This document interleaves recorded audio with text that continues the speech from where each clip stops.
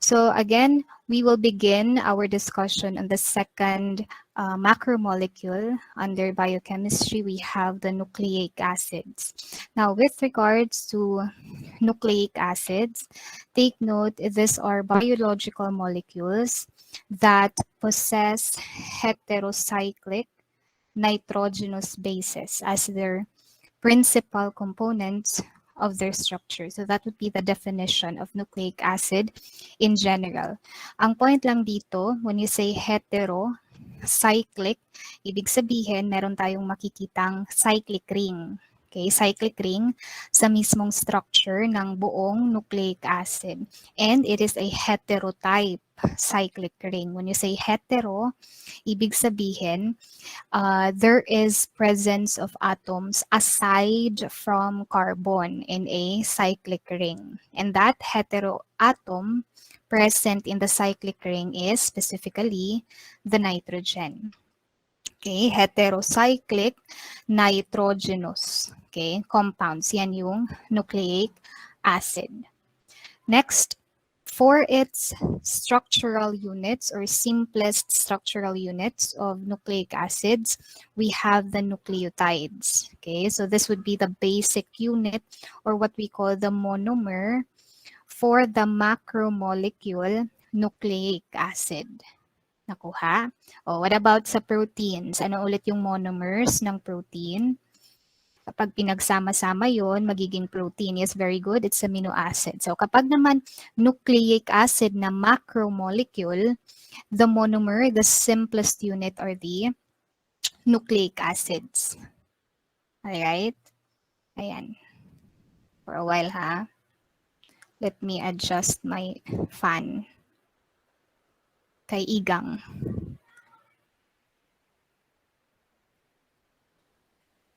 Okay.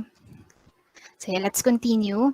So I repeat, when nucleotides are being linked to one another, marami ng nucleotides being combined, linked all together, then that will form nucleic acid. Then biologically speaking, please take note of the general function of nucleic acid. They are very important for storage purposes.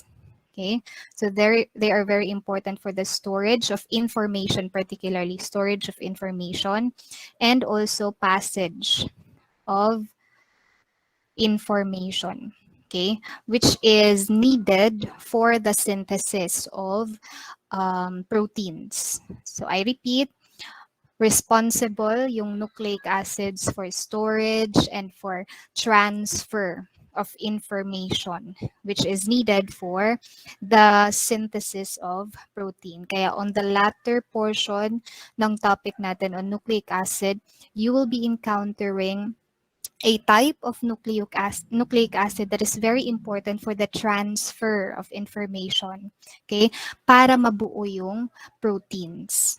Okay, then talking about nucleic acids, we have two major types. Okay, we have the DNA, or this is also known as deoxyribonucleic acid. Okay, so this is a nucleic acid, and the other type is the ribonucleic acid. Ribonucleic acid. Okay, so these are the major types of nucleic acids. Now, also on the latter portion, sa preceding topics, we will be discussing the characteristics of each of these major types. The characteristics, including their structures and level of organization as well. Okay, so for now, let us first start with the basic. Okay, the basic or the monomer structure of the nucleic acid before you understand the complex DNA at saka RNA, di ba? Just like sa proteins na topic, in order for you to understand proteins as a complex compound, you have to begin studying with amino acids.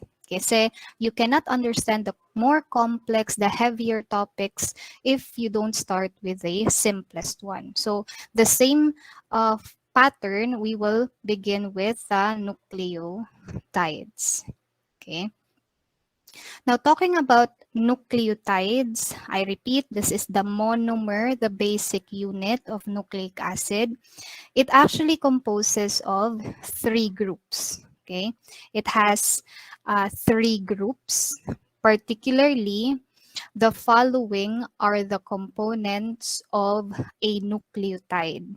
Okay, so una, it has a nitrogenous base. Okay, it has a nitrogenous base, N base.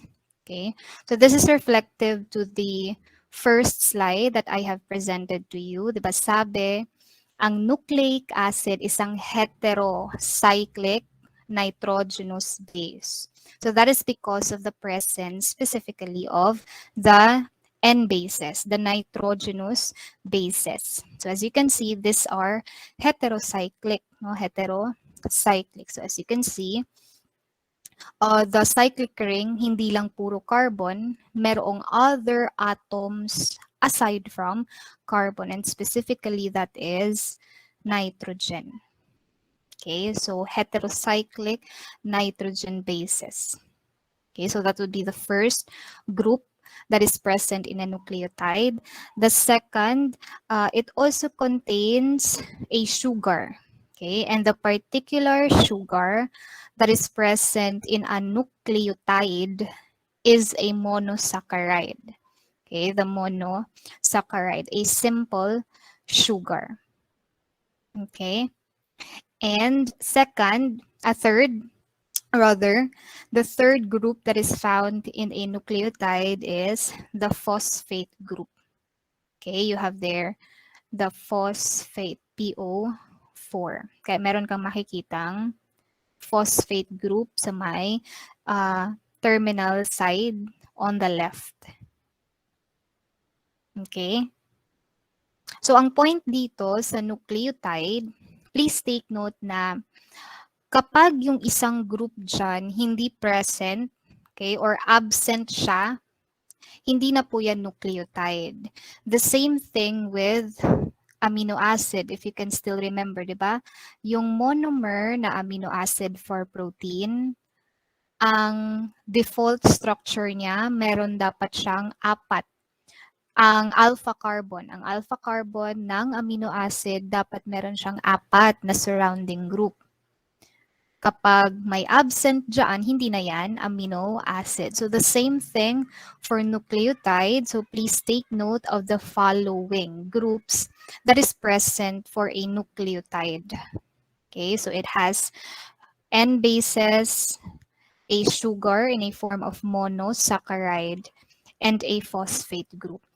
Each of this we will discuss on the preceding slides. Okay, so we will start first with monosaccharide or the sugar component of the nucleotide. I repeat, i-discuss natin individually yung component ng nucleotide. Itong tatlong groups present in a nucleotide. So let's start first with monosaccharide or the sugar portion of the nucleotide.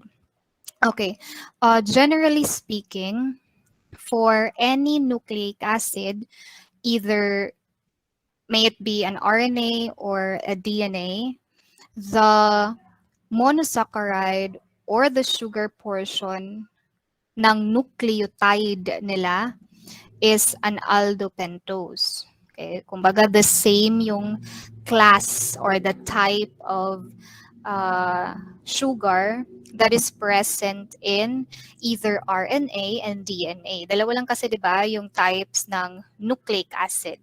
Okay? RNA, DNA. So on its nucleotide, aldopentose type sugar ang present. Okay, either of the two. When you say aldopentose, from the name itself, pent, ilang carbon ibig sabihin kapag pent sa isang sugar? There are 5 carbons. That is why, as you can see on the figure, okay, yung skeletal figure or structure, okay, that is being presented for the sugar component, ng RNA tsaka DNA, di ba, they consist of 5 carbon-containing na sugar. Okay? So, let's try to count. No? I-check natin kung 5 carbon. So, you have 1, 2, 3, 4, and 5. So, the same naka-number naman on the right side na structure. There are 5 carbon. So, aldo, pentose. Yung aldo dyan, that only signifies an aldehyde group. Nasaan ba yung aldehyde group? Ito yung aldehyde portion. Okay? If you try to write it, okay, not in a condensed form, okay, para makita yung aldehyde portion, mas clear yung presentation ng aldehyde portion, parang ganito lang yan. Itong part na to, yung COH. That's a carbon double bond O, then a terminal H. Di ba yan yung aldehyde? So that's why aldo pentose. Now, when it comes to numbering of that 5 carbon in a sugar portion or the monosaccharide represented for a nucleic acid, for a nucleotide ng nucleic acid, please take note the numbering. Dito magsisimula yung 1' carbon. Yung tawag dyan is 1'. Okay, when you write the prime, it's parang apostrophe. Okay, so when you consider or identify that carbon, it's a 1', then a 2', then 3', 4', and the 5' carbon. So that is how the numbering, okay, numbering for that aldo pentose. Please take note of this numbering. Sino yung first prime carbon, sino yung second prime, the fifth prime, third prime, and so forth. Okay. Now, when we look at keenly, okay, in particular, there is a certain difference, no, sa structure nila. Although in general, aldopentose type of sugar, but specifically speaking, magkaiba yung mismong specific type ng aldopentose for RNA and for DNA. Saan lang nagkakaiba yung structure? Saang prime carbon? Try to check. Saang prime carbon sila nagkakaiba? Very good. On the second prime. 'Di ba? Sa second prime, doon lang po sila nagkakaiba. Okay? So when you check that, take note, if on the second prime, please take note, if on the second prime carbon, there is no OH, ang tawag po sa sugar na yan, kasi we're talking about the monosaccharide first, no? That sugar component sa nucleotide is known as deoxyribose, which makes sense. Kasi no OH. No OH, ibig sabihin de. De means absence or removal. Okay? So, deoxyribose. Kaya nga, di ba, ang DNA, when you write the word DNA, it is deoxyribo. Kasi nga, yung sugar present on that major type of nucleic acid is a deoxyribose, or specifically a D2 deoxyribose. Kasi on the second prime, no, carbon, doon yung no OH. Kapag naman merong OH on the second prime, that sugar or monosaccharide is a D-ribose. Kaya nga, di ba, RNA is also known as ribo. Ribo, then nucleic acid. Kasi nga yung sugar component on the nucleotide of that particular nucleic acid RNA is a D-ribose. Okay, a D-ribose. So these are sugars ha. D-ribose ending in O's kasi nga pentose. Okay? Then 2-deoxyribose, these are sugar. Okay, so please take note of the difference. Kailan siya deoxyribose, kailan siya ribose. Okay, structurally speaking, that is because no OH, okay, or presence of OH For deoxyribose, no OH at the second prime carbon. Kapag naman ribose, there is OH in the second prime carbon. So yan yung importance ng second prime carbon sa aldopentose structure, sa sugar portion, okay, ng nucleotide. Okay, so far we have discussed already, okay, the monosaccharide portion. Okay, so tapos na to. This time, let us proceed to the N bases. The N containing base, okay, ng nucleotide. Okay, nucleotide. Okay, now with regards to the nitrogenous bases of a nucleotide, there are two general classes of nitrogenous bases. Number one, we have what we call the pyrimidine, nitrogenous bases, and second, we have the purine, nitrogenous bases. Okay. Now, with regards to the pyrimidine nitrogenous bases, okay? Ibig sabihin lang nito, yung mga specific types of nitrogenous bases under that class is that they are derived from the parent compound pyrimidine. Okay? So kumbaga, if we check the structure of this specific type of nitrogenous bases, they are derived from the pyrimidine. Okay? Pyrimidine ring. Kaya makikita natin sa structure, di ba? Meron sila lahat, pyrimidine ring. Okay? So yan na yung mga example ng pyrimidine nitrogenous bases. We have cytosine, uracil, and thymine. Okay? So, with regards to the mnemonics, you can use the term pi-cut. Okay, ito yung mnemonics ko para dali lang na ako matandaan ano yung mga nitrogenous bases under the pyrimidine. Okay, pyrimidine parent compound. So pag pyrimidine, you have their cytosine, uracil, and thymine. Okay? And these are all heterocyclic ring, no? Heterocyclic, if you try to check the structure, no? There is a presence of other atom, the nitrogen atom, aside from the carbon in a ring. Okay, so that's for the pyrimidine bases. Then the second class of N bases, okay, we have the purine. Okay, purine N bases. With regards to purine structure, as you can see, it is a bicyclic ring. Okay, bicyclic, ibig sabihin, you have two cyclic ring, no, in a purine structure. Okay, so you can check. Unlike the pyrimidine, isa lang, no? Isa lang yung ring. So kapag sa exam, pina-identify kayo, what is this general type of N bases? Is it a pyrimidine or a purine basis? So titingnan nyo lang yung number of ring. Kapag sa ring, kapag sa structure, isa lang yung ring, most probably that is a pyrimidine N basis. Kapag naman dalawa, no, dalawa yung ring, isang bicyclic type of heterocyclic ring, then that is a purine basis.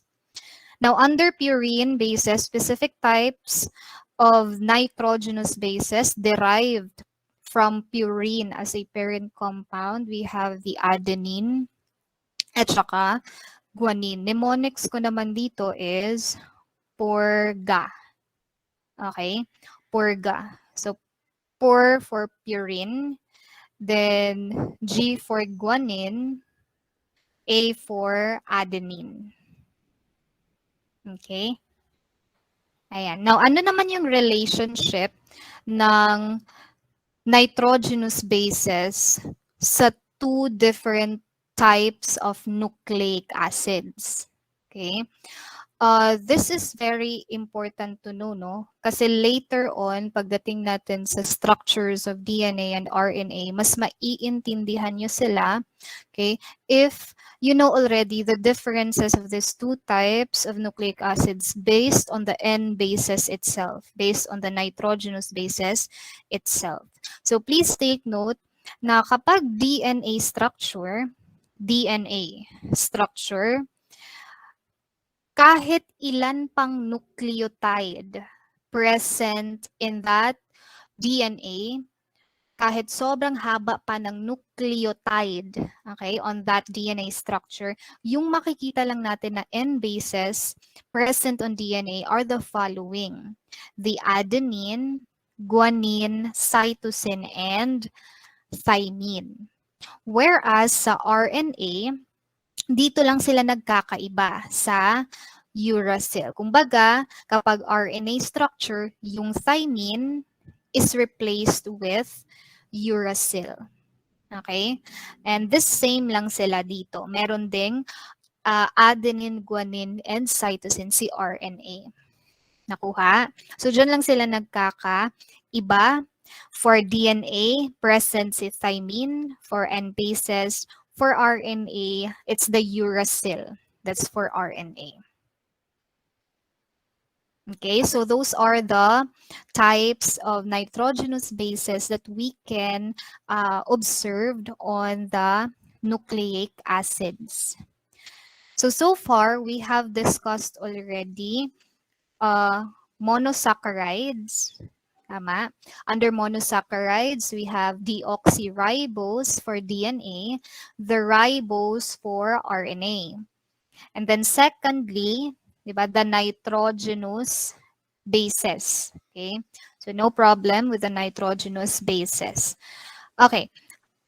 Class, please take note na kapag ang monosaccharide at saka ang nitrogenous base, they link or they form linkage with one another, this forms what we call nucleoside.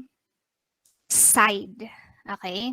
I repeat, this forms what we call nucleoside. Ayan, written na pala. Okay, nucleoside.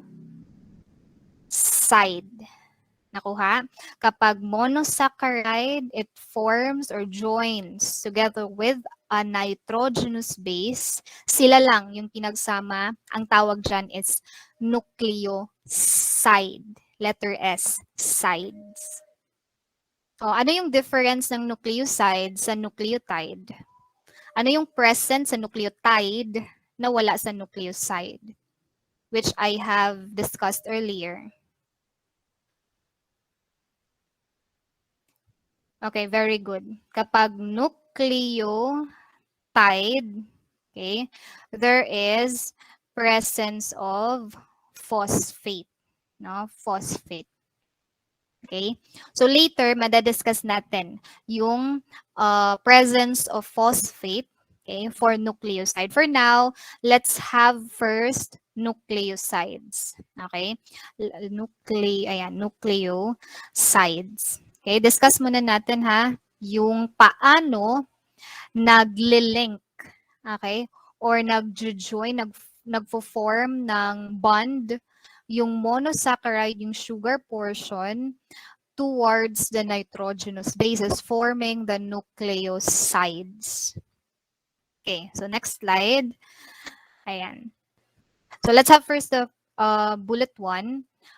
Take note, a nucleoside again, it only has the sugar portion and the N bases. Now, how it is formed whenever sugar portion and the N bases links together. Please take note na mafo-form yung bond or yung nucleoside from the 1 prime, okay? 1 prime carbon of monosaccharide. So imagine nyo, yung first prime carbon of monosaccharide. Okay, so yan yung point of, yung starting point para mabuo yung nucleoside. So for monosaccharide, it's mula sa the 1' carbon of the sugar of the monosaccharide plus doon siya didikit sa N atom, okay, nitrogen atom of the N bases. Pero recall that the nitrogenous bases has a lot of nitrogen on its cyclic ring. So yung palatandaan natin dito, magdedepende kasi kung anong class ng nitrogenous base interacts with the sugar portion. Di ba dalawa yung klase ng nitrogenous base? We have the pyrimidine and we also have the purine. Now, kapag yung nitrogenous base is a pyrimidine type, o ilan yung pyrimidine nitrogenous base examples? Ilan yung mga examples under pyrimidine? Tatlo, di ba? Cut, pi cut. Now, either sa tatlo doon, halimbawa, si cytosine, okay? Siya yung didikit sa monosaccharide. Yung take note, yung N1 portion of that pyrimidine, okay, will be the point of interaction ng sugar portion. So, mula sa 1' carbon towards the N1 of that pyrimidine. May it be a cytosine, ano yung uracil, tsaka T, thymine. So, N1. Then, for purine naman, it's the N9. So, palatandaan dito para madali lang ninyo recall na N1 for pyrimidine, N9 for purine, it's the structure itself. 'Di ba? Tanong, between pyrimidine and purine, sino yung malaki yung structure? Malaki yung structure. It's the purine bases. Very good. Kasi nga, purine bases are bicyclic. So, this makes sense nga. It will have more numbers of atoms in its structure. Kaya N9, doon didikit yung bond, okay, mula sa first prime carbon ng sugar portion. Then since pyrimidine, it's only a single ring, okay? So N1 naman. Okay, palatandaan lang, okay? Para di mo maglibog. So I repeat, first prime carbon, okay, it will form a bond, okay, towards the N9 portion kapag purine bases. Okay?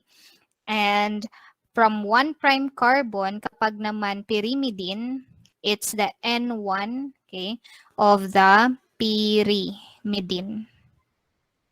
Now, question, ano yung tawag sa bond na nabuo between that first prime carbon of the sugar and the nitrogen atom of the N bases? Ang tawag natin sa mabubuong bond is the beta N glycosidic bond. Okay, so for now, just know na yan yung pangalan ng bond na nabubuo when the first prime carbon of sugar links with the nitrogen atom of the N bases. Okay, later we will discuss that. Okay. Now, with regards to the naming of nucleosides, okay, kapag nakabuo ka na ng nucleoside, nabuo na yung nucleoside, combination of a sugar and the N bases, please take note the ruling how to name that nucleoside. Now, whenever the nucleoside is derived from a pyrimidine base, so halimbawa, it is derived from a cytosine, uracil, thymine, okay? Please take note na you replace, okay, their suffix, okay, the suffix name of that pyrimidine into, ayan, idin. Okay, idin. So halimbawa, 'di ba, pi cut, 'di ba, CUT, cytosine, uracil, and thymine. So kapag si cytosine didikit sa isang sugar portion forming a nucleoside.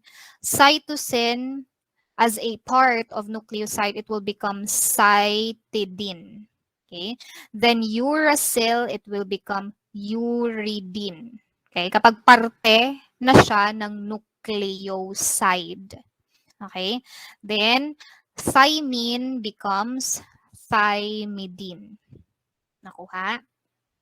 So simply use the suffix idine. Now, kapag naman yung nucleoside is derived from a purine base, you have their purine base. So halimbawa, guanine, adenine. Okay? Yung mangyayari sa suffix portion, replace that with osin. So halimbawa, magiging guanosine. Okay? And then, ano sa tingin nyo sa adenine? Anong mangyayari sa name ni adenine? You have encountered this word? I think so. What do you think? Very good. Adenosine. Diba? Somehow, you have encountered this term, adenosine. Okay? So, yung realization na dito, adenosine nga term, this is a nucleoside. Kumbaga, may adenine nga N bases yan plus a sugar. Okay? So this would be the name. Cytidine, uridine, thymidine, guanosine, adenosine. Okay, that would be the name of the nucleoside if, take note, if the sugar portion, okay, is a D-ribose. O, tanong, kapag ang sugar portion is D-ribose, meron or walang OH sa 2' carbon? Kapag not deoxyribose, D-ribose yung sabi ko. Meron or walang OH, okay, present sa 2' carbon.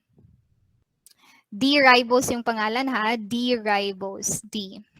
This is something to do with the orientation lang. Okay? Dextro yung ibig sabihin ng D dyan. Dextrorotatory. Naalala yung dextrorotatory? Okay, very good. Kapag ribose, yung sugar present, okay, in the nucleosides, okay, yung naka-attach, okay, sa mismong N bases, ito yung pangalan lang nila. Okay, cytidine, uridine, thymidine, guanosine, adenosine. Siyempre, depende yan sa N bases. Okay? So, halimbawa, andyan meron kang structure ng ribose as a sugar, then it forms a glycosidic bond, the beta N glycosidic bond towards the N9 of guanine. Halimbawa, guanine. So, yung magiging pangalan nito as a nucleoside is simply guanosine. Guanosine lang.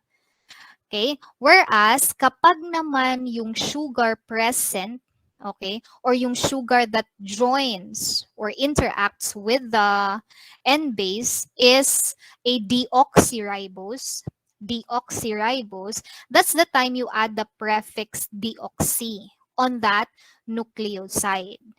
Okay, so halimbawa, you have a deoxyribose structure yan ng deoxyribose. Hindi ko na idodraw kasi sobrang complex ng monosaccharides nila, aldopentose. So halimbawa, it forms a glycosidic bond with cytosine. Okay? Cytosine. So yung magiging pangalan ng nucleoside, this is a nucleoside kasi you have a sugar and a base.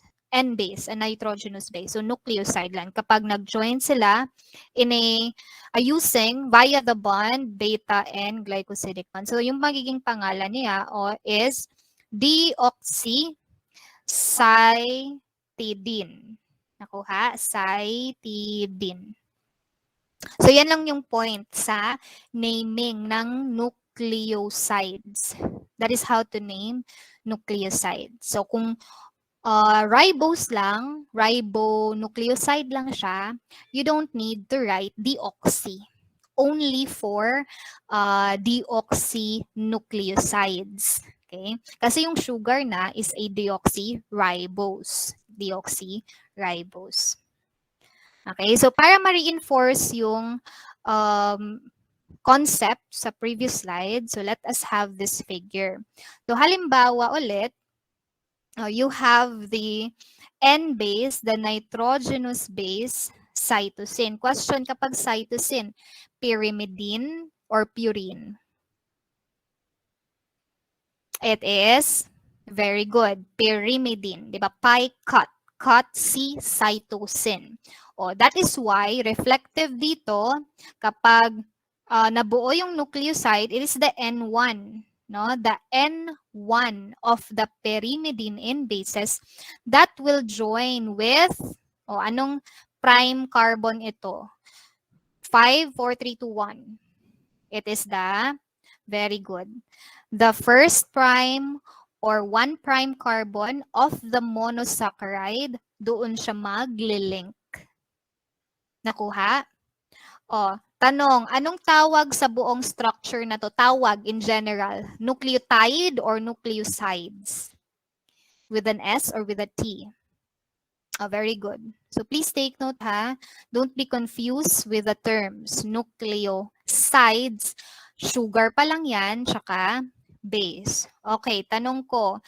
On the second prime carbon of the sugar presented, meron bang presence ng OH? Yes or no? Yes, may presence of OH sa second prime carbon. Therefore, this is a ribose, a D-ribose, dextro-ribose type of sugar.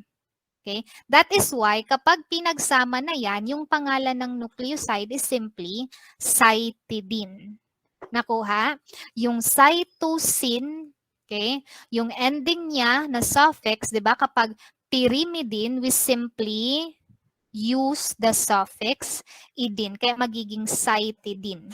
No need to add a prefix deoxy kasi nga yung sugar nga kinabitan niya is a ribose.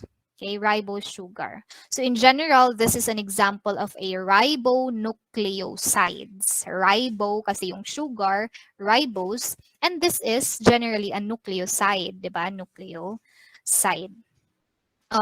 Before we proceed to the next structure, tingnan yung bond na nabuo, di ba? When the sugar portion and the nitrogenous base interacts, they form what we call N-glycoside, or specifically it is beta N-glycosidic, glycosidic bond. So yan yung pangalan ng bond. Paano nagko-combine yung sugar portion to the nitrogenous base. Okay, question. Bakit glycoside yung tawag? Okay, glycoside, please take note na this is a component of a plant. Okay?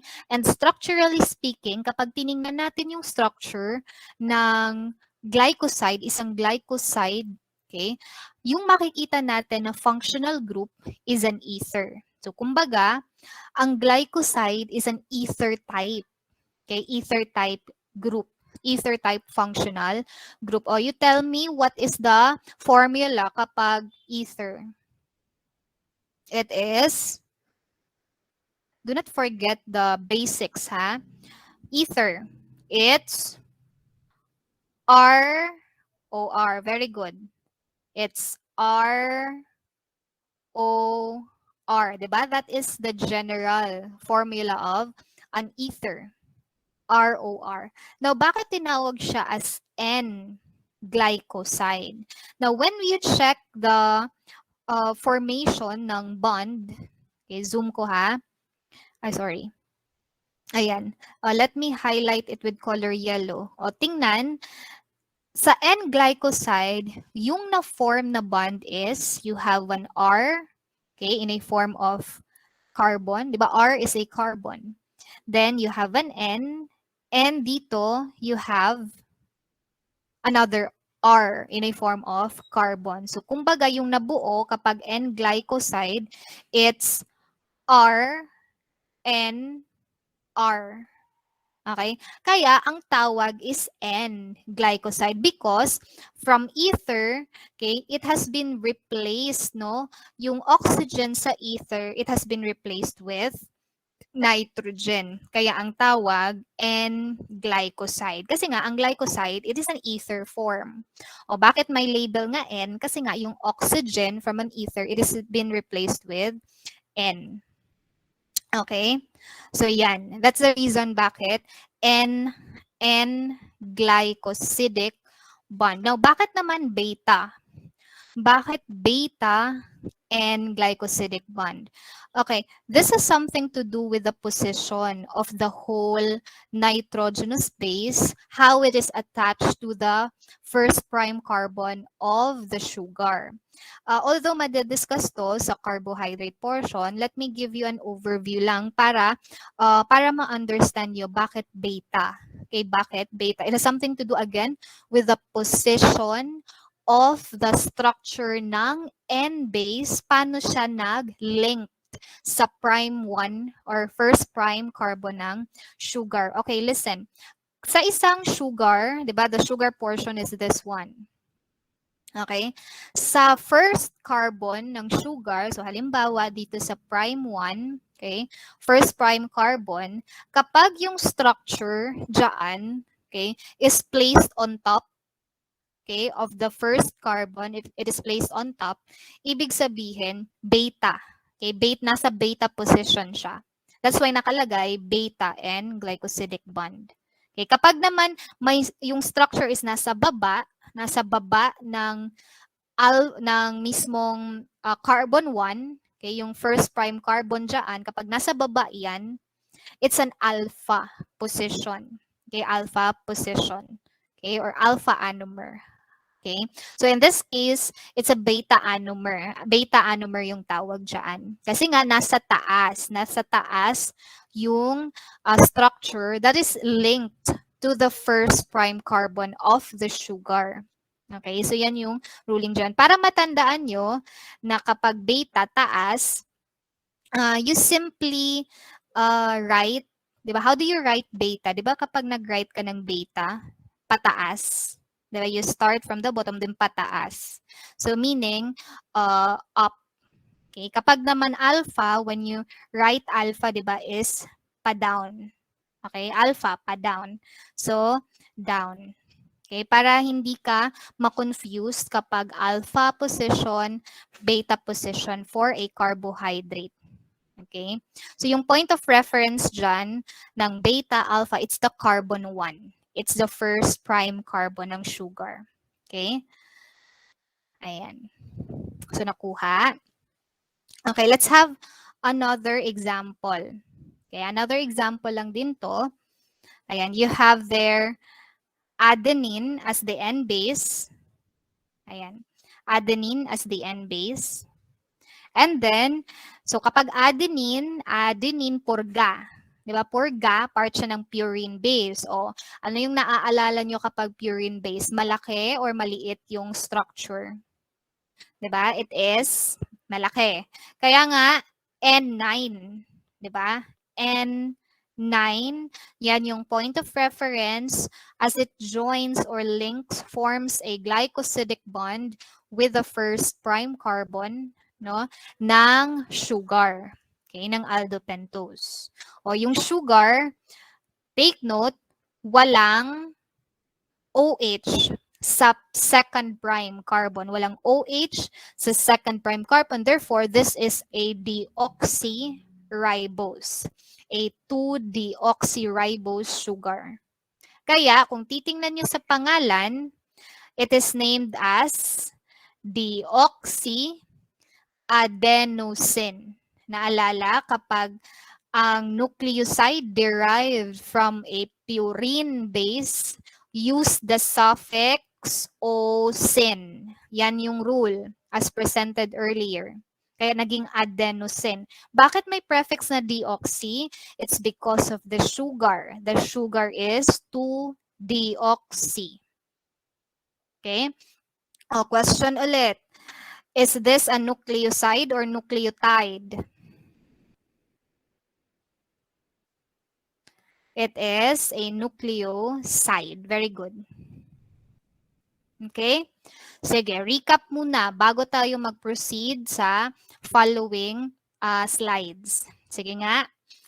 You tell me um, uh, what is that how do you call that structure kapag meron ng phosphate?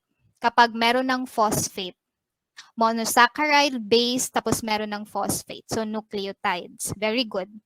Ano yung prime carbon? Ano yung prime carbon na indicator, okay, for the type of sugar? Indicator siya ng type of sugar. Okay, very good. It's the second prime. Yan yung indicator natin para malaman natin ano yung type of sugar presented.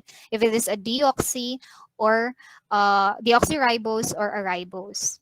Next, kapag nabuo na yung nucleoside, saan didikit yung first prime carbon ng sugar sa purine base, kapag purine base? N1 or N9? Very good, N9. So kapag naman pyrimidine, N1. Okay. Ano yung tawag sa bond kapag nabuo yung nucleoside? Okay.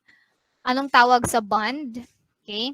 When you connect a monosaccharide and a base, the N bases, it is the, very good, it is the N glycosidic bond. Okay, the beta and glycosidic bond. Very good.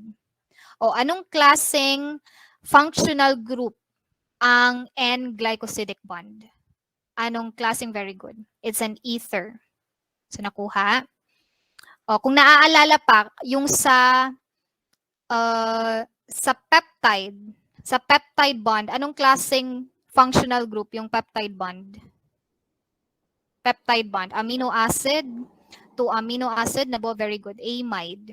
Okay, amide bond.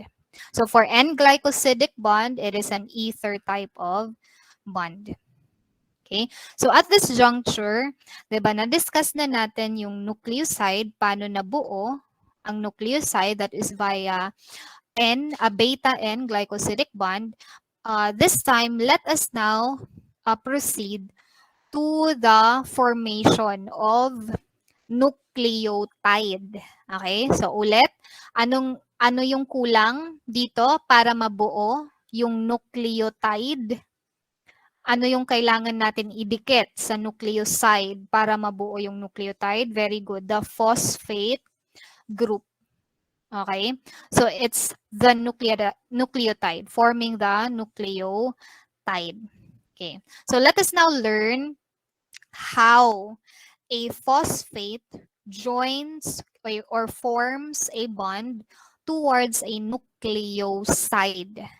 Okay? So please take note that the phosphate group, okay, the phosphate group, it is added, okay, or it interacts to the 5' okay, OH, okay, ng sugar. Sa mismong 5' carbon having the OH.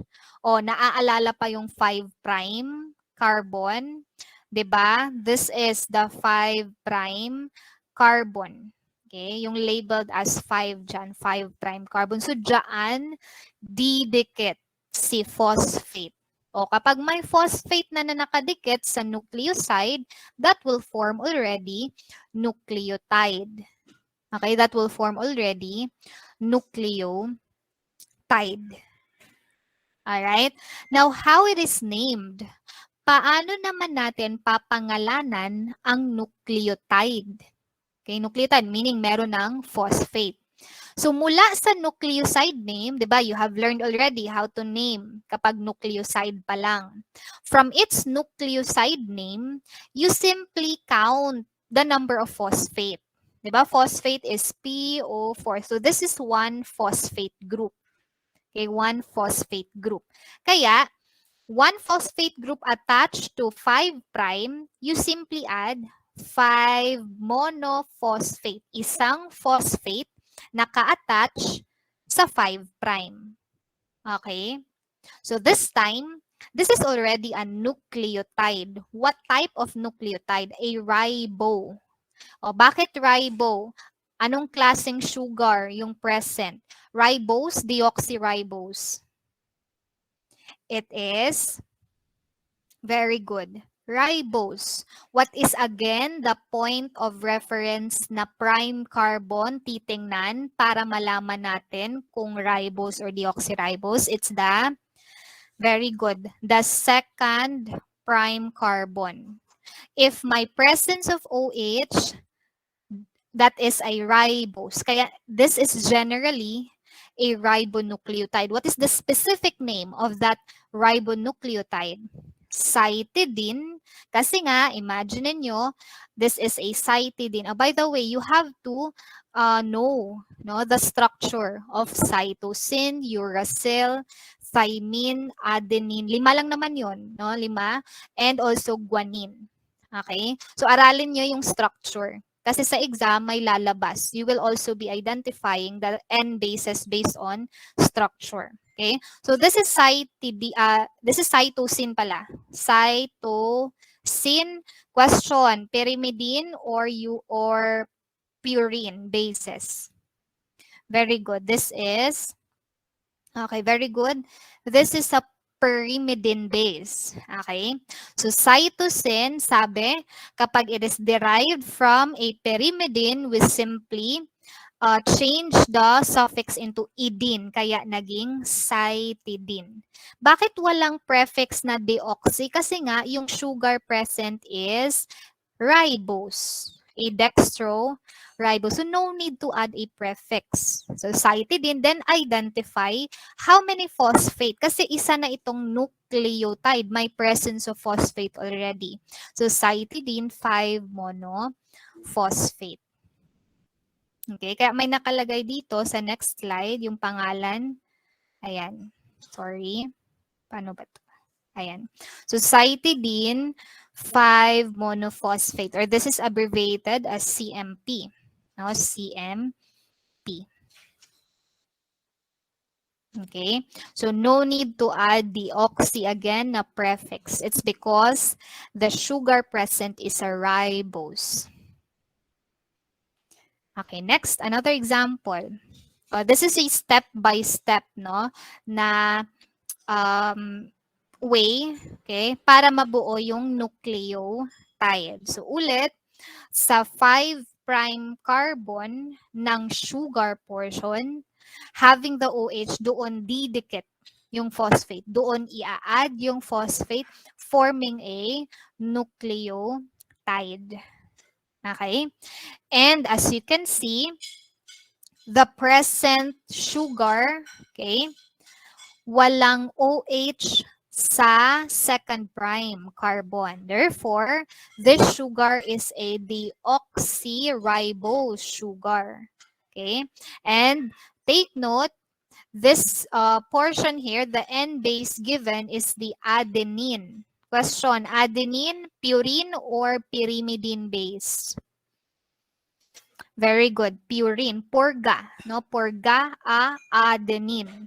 O, kapag derived from purine, use the suffix -ocene. Kaya magiging adenosine. Bakit may prefix? It's because of the sugar deoxyribose. Okay? So this is yet the nucleoside. Nucleoside pa lang ito kapag ganito, deoxyadenosine. Now, upon adding the phosphate, kapag na-add na si phosphate, okay, o, tingnan, the deoxyadenosine, it is, okay, added with the number of phosphate. Okay, so may isang phosphate added to the 5' carbon, so 5 monophosphate. So this is now a nucleotide. Bakit nucleotide? Meron ng phosphate, merong sugar, merong base. Diba tatlo yung groups dapat present in a nucleotide? Phosphate, sugar, and the N bases. So the name, deoxyadenosine 5 monophosphate. Okay, or this is abbreviated as DAMP. Okay? Yes. Yes, Miss Babia. Yung tanong ni Miss Babia, may space ba daw? Okay? Yung between the name of the nucleoside, then the phosphate group. Yes, may space. Okay? So thank you for that clarification. Next, with regards to this structure, as you can see, this already contains 2-phosphate. So kapag 2-phosphate, you have to use the prefix diphosphate, no? A prefix di to indicate dalawa yung phosphate nakakabit sa fifth prime carbon ng sugar. Okay? So adenosine yung pangalan for the nucleoside portion because this is adenine ulit. Okay? And then the sugar portion is a ribose sugar. So kapag ribose sugar, no need to write deoxy. No need to write deoxy. So kaya adenosine, okay, for its nucleoside portion, then the phosphate, dalawa, naka-attach sa 5 prime. Okay, nakuha. So this is adenosine diphosphate. Okay, so kung may di, kapag tatlo na yung phosphate, what will be the prefix? Tri. Okay, very good. So kapag inadan mo pa ng isa pang phosphate dito, what would be the whole name? What would be the whole name of the nucleotide? You have encountered that name sa preliminary discussion natin. It's already the adenosine triphosphate. Very good. Adenosine 5-triphosphate. The ATP. Naalala yung ATP? That is the energy currency of the cell. Okay, so yung realization nyo ngayon, yung ATP pala isang nucleotide. Nakuha? Isa siyang nucleotide. Kasi meron siyang phosphate, meron siyang sugar portion, the aldopentose, then meron siyang N bases in a form of adenine. Okay, so isa siyang nucleotide. So ito yon, no? Si adenosine triphosphate. Okay? Ayan. Now, okay. So this time,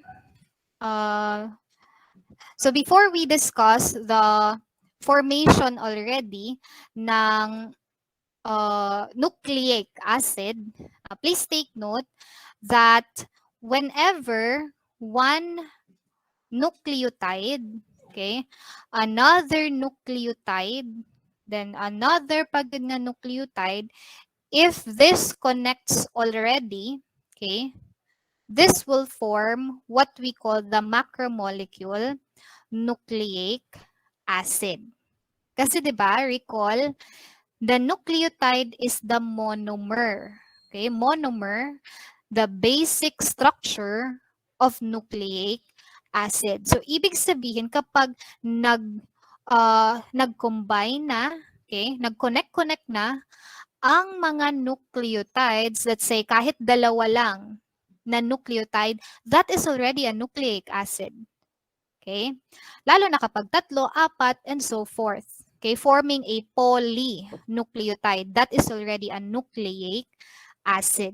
Okay? That will form a nucleic acid. So at this juncture, let us discuss the nucleic acids. Okay, so I have mentioned earlier that it has 2 types. So we will be learning this 2 major types of nucleic acids on the latter portion, no, of the slides. Okay, so for now, let us first learn paano nagko-connect ang isang nucleotide to another nucleotide. Okay. So, please take note na nucleic acids as a polymers of nucleotides, these nucleotides, they are being joined together by what we call the phosphodiester bond. Okay, the phosphodiester bond. Okay, so the same with the concept on amino acid to peptide forming protein, 'di ba? Yung amino acid, okay?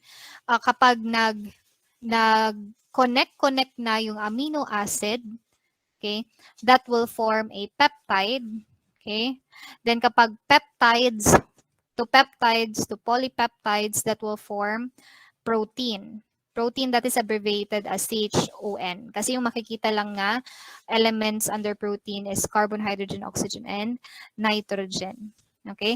And recalling, okay, if you recall, the linkages of peptides to another peptides or amino acid to amino acid, there is a linkage, no? A particular linkage that connects them. Okay, that connects them. So ganun din sa nucleic acid, no? Para mabuo yung nucleic acid, dapat may bond. Okay? Para magkabit-kabit ang mga monomer niya. Ang mga monomer niya, which is the nucleotide. Okay? So, halimbawa, this is N1. Okay? This is a nucleotide 2. Then you have nucleotide 3. Ang tawag ulit sa bond na to, phosphodiester bond. Okay, now paano nabubuo yung phosphodiester bond? Okay, halimbawa on the structure, the given is a dinucleotide. Question, kapag dinucleotide, ilan yung nucleotide dyan? Dalawa. Okay, so it is reflective to the structure itself, no? Meron kang makikitang tigdalawang sugar, tigdalawang N bases, tigdalawang phosphate, dalawang nucleotide. Okay, class, kapag phosphodiester linkage, mabubuo siya from, take note, from the third prime, okay, OH of the first or the proximal nucleotide, okay, to the fifth prime OH, okay, or fifth prime carbon, okay, ng kasunod na nucleotide. So halimbawa, if this is nucleotide 1, okay, mabubuo itong phosphodiester bond, okay, mula sa 3 prime OH ng nucleotide 1, ng first nucleotide, and on the fifth prime carbon, okay, ng kasunod na nucleotide. Okay?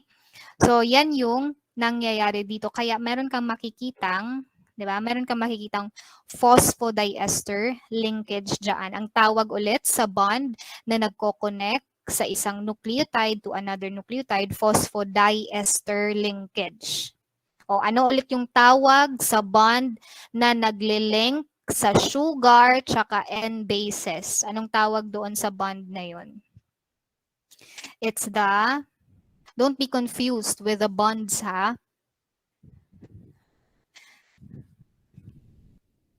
Anong tawag doon? Sugar, the monosaccharide, when it is linked to the nitrogenous base. Anong tawag doon? Oh, very good. It's the beta-N glycosidic bond. Oh, kapag naman nucleotide to nucleotide, nucleotide to nucleotide, phosphodiester linkage. And what is the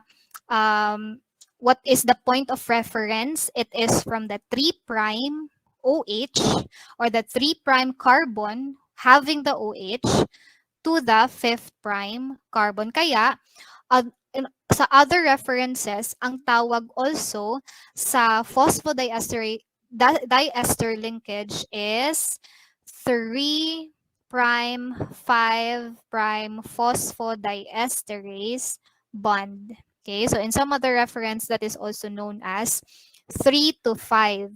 3 to 5 phosphodiesterase bond. This is just to highlight or emphasize saan yung starting point, okay, para mabuo yung linkage. Okay, so please take note of this. It has something to do with the bond, phosphodiesterase bond. Okay, this figure, this also represents, okay, the concept that was just discussed. Diba? So sabi kanina, kung titingnan mo, o tanong muna, ilan yung nucleotide? Ilan yung nucleotide present in this structure? Oh, very good, 4. Diba? Any portion ng nucleotide could be your reference. Pwedeng bilangin mo yung phosphate. Okay, 'di ba? 4 yung phosphate. Okay, per nucleotide. Okay? So meron kang 1, 2, 3, 4. Even the sugar, kahit yung point of reference nyo to count how many nucleotide is the sugar. Then merong 1, 2, 3, 4. So all in all, 4 yung nucleotide in this structure. Okay? And again, paano nabubuo yung phosphodiester linkage? From the 3' OH, okay, ng unang nucleotide or proximal. When you say proximal nga nucleotide, nasa unahan. Okay, nasa unahan. 3' OH, okay, mabubuo yung phosphodiester bond, okay, joining that to the 5th carbon of another nucleotide. And ganun din sa proceeding na mga structures ng nucleotide. So pagdating dito, 3' ulit, then 5' for the PDE linkage. 3', 5'. Diba? Yan yung phosphodiester linkage. Itong portion na to. Phosphodiester bond. So again, the pattern for that bond is 3 to 5'. Okay? It's the bond, ha? It's the bond. Okay? It's with regards to the whole, in totality, kung titingnan natin yung whole structure, okay, ng mismong nucleic acid na to, okay, nucleic acid na to, yung sa pinakaunahan, yung proximal na nucleotide, meron siyang non-reacting na portion. Okay, 'di ba? Meron siyang free portion na phosphate. Okay? So yung unang nucleotide, okay, yung unang nucleotide in a nucleic acid, okay, unang nucleotide residue in this nucleic acid, it has a free phosphate group, 'di ba? Non-reacting kasi walang nakabind dito, 'di ba? Meron siyang free phosphate group. And on the terminal end, okay, yung last, the last nucleotide residue, ano yung free? Ano yung nakikita nyong free portion? It's sa last, very good. It's the OH. Meron siyang free, non-reacting OH. Okay? That's why you can realize then na sa last, any nucleic acid on its last nucleotide residue, merong free OH. Free OH. Meaning, ibig sabihin ng a free, non-reacting. Non-reacting. Nakuha? O kapag tinanong kayo sa overall sequence ng mga nucleotide residues, okay? Kapag tinanong kayo, sulat ko ha, overall, kulay ano na lang, orange. Overall sequence of this nucleic acid. Halimbawa, di ba, this nucleic acid is by the way, when you write the sequence of nucleotide in a polynucleotide, polynucleotide, kasi marami na yung nucleotide, 4 to, di ba? When you write the sequence, the references would be the name of the bases. Okay, so lagay nyo C, A, T, G. Okay, kumbaga sila yung nagre-represent, parang representative per nucleotide. Okay, so this is named as, the polynucleotide is named as CATG. Okay, I repeat, for you to name the polynucleotide, okay, represented, you simply refer to the present N bases. Okay, yung initials ng N bases, CATG. Okay, so I repeat, between uh, C N base, cytosine, and G, guanine, which has again the free phosphate, which has the free phosphate. Very good.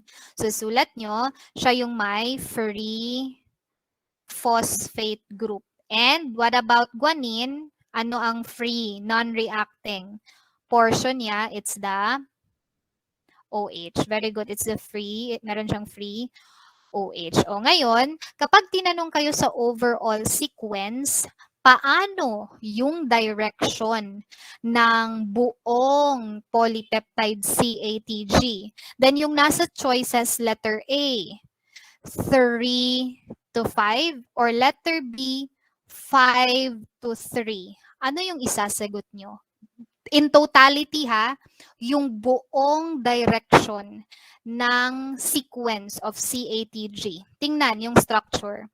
Ano yung isasagot nyo kapag tinanong, what is the overall sequence in totality, okay, for a polynucleotide? Any polynucleotide. Very good. It's letter, si Babia lang yung nakasagot. It's letter B.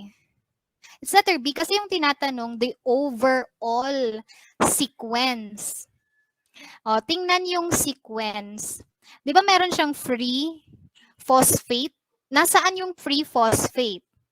Nasa anong prime carbon? Kayo yung ipapasagot ko. Anong prime carbon ang free phosphate? Very good. So, meron siyang free phosphate on the, okay, very good, on the 5 prime. Susulat nyo dyan sa C, 5 prime. Okay, meron siyang free non-reacting. Yan yung parang una niyang portion na non-reacting. Then on the end, kapag natapos na yung buong polynucleotide, ano yung free?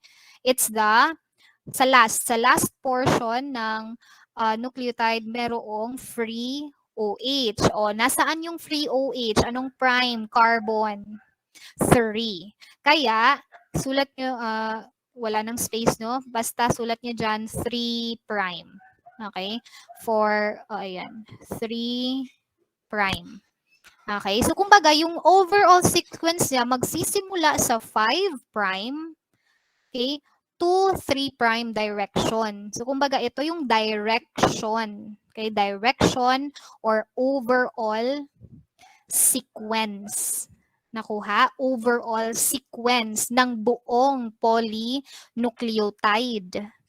Kasi pag sinagot mo 3 prime to 5 prime, bond lang yan. So hanggang dito lang yan, hanggang bonding ng una, pangalawa, then pangalawa, pangatlo, pangapat, pangatlo, pangapat.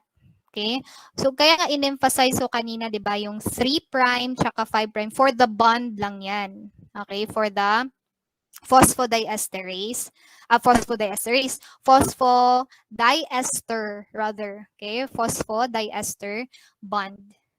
Okay, yung 3 prime to 5 prime. Okay, yan yung formation ng phosphodiester linkage. However, kapag overall sequence ng buo, kabuuan na ng polynucleotide, 5 prime to 3 prime yung direction. Okay? Parang sa ano lang, sa peptide chain. O kapag peptide chain, ano yung una? It is the free amino or the free carboxyl. It's the N-terminal or the C-terminal. Oh, very good. 'Di ba una yung N-terminal on the left? Okay, on the left, N-terminal. Then to the right, okay, C-terminal. So parang ganon yung concept. Dito lang sa nucleic acid, you have a free phosphate attached to 5 prime. So 5 prime yung una, then yung direction papuntang 3 prime. And ano yung nandyan sa 3 prime? Free hydroxyl. Very good. So I hope klaro. Okay, klaro sa tanan. Sige. Oh, ito din, yung next slide is, okay, a representation ng concept, okay, na na-discuss earlier. Okay, so ito lang din yon, the same na polynucleotide forming the nucleic acid. You have, excuse me, CATG, yun yung sabi ko, di ba? When you name it, yung representative letter, you base it to the present nga nitrogen bases. So, CATG. Apat nga nucleotide. Okay? Then, how it is read? Okay? How it is read from the 5th prime end to the 3 prime end. O, ano ulit yung may free free OH? 3 or 5? Free OH, very good. Then, kapag free phosphate, yun yung 5th prime. Okay? So, para ma-reinforce pa, sulat ko again ha, C, A, T, G. Then, when we read this, yung C, okay, nga nucleotide, siya yung may free na phosphate kung saan naka-attach sa 5 prime. And on the last nga nucleotide represented by G, okay, siya naman yung may free OH that is attached to the 3rd prime carbon. 3rd prime. O, anong tawag ulit sa mga bond that connects nucleotide to nucleotide? Yung highlighted with red. Ito, i-red ko ha. Anong tawag dyan? Very good. Phosphodiester bond. Phosphodiester bond. Ano yung point? Starting point, then end point kapag phosphodiester bond. 3 to 5, 5 to 3. Very good. 3 prime to 5 prime. That is for the bond. 3 to 5, 3 to 5. Okay? Para mas ma-reinforce. Kasi yung iba, nag-CR lang, nakalimutan na. Kumain lang, nakalimutan na, no? Sige. So, para mas ma-reinforce, mas ma-absorb. Okay? So, ito din, the same lang din to. Ayan, this time, the given is apat na nucleotide. So when you name this is T, A, C, G. Nakuha? And again, the phosphodiester bond, kung titingnan mo, phosphodiester bond, it is from the 3 prime, okay, to 5 prime, okay, 3 prime to 5 prime, and yung buong sequence, okay, yung naka-highlight.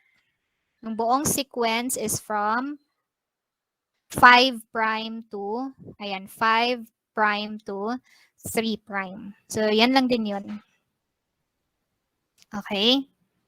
So, ayan. So, ito din, yung letter B, this is just a skeletal, no?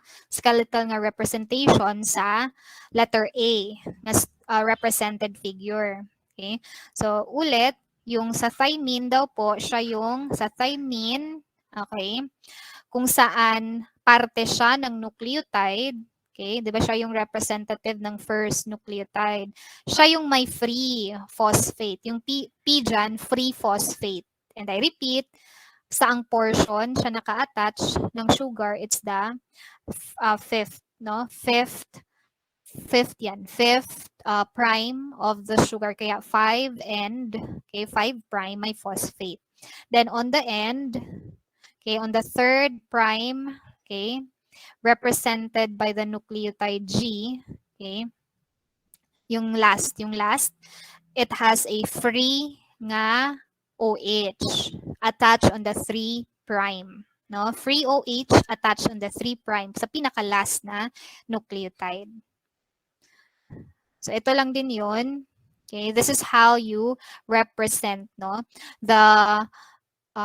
sequence of nucleotide.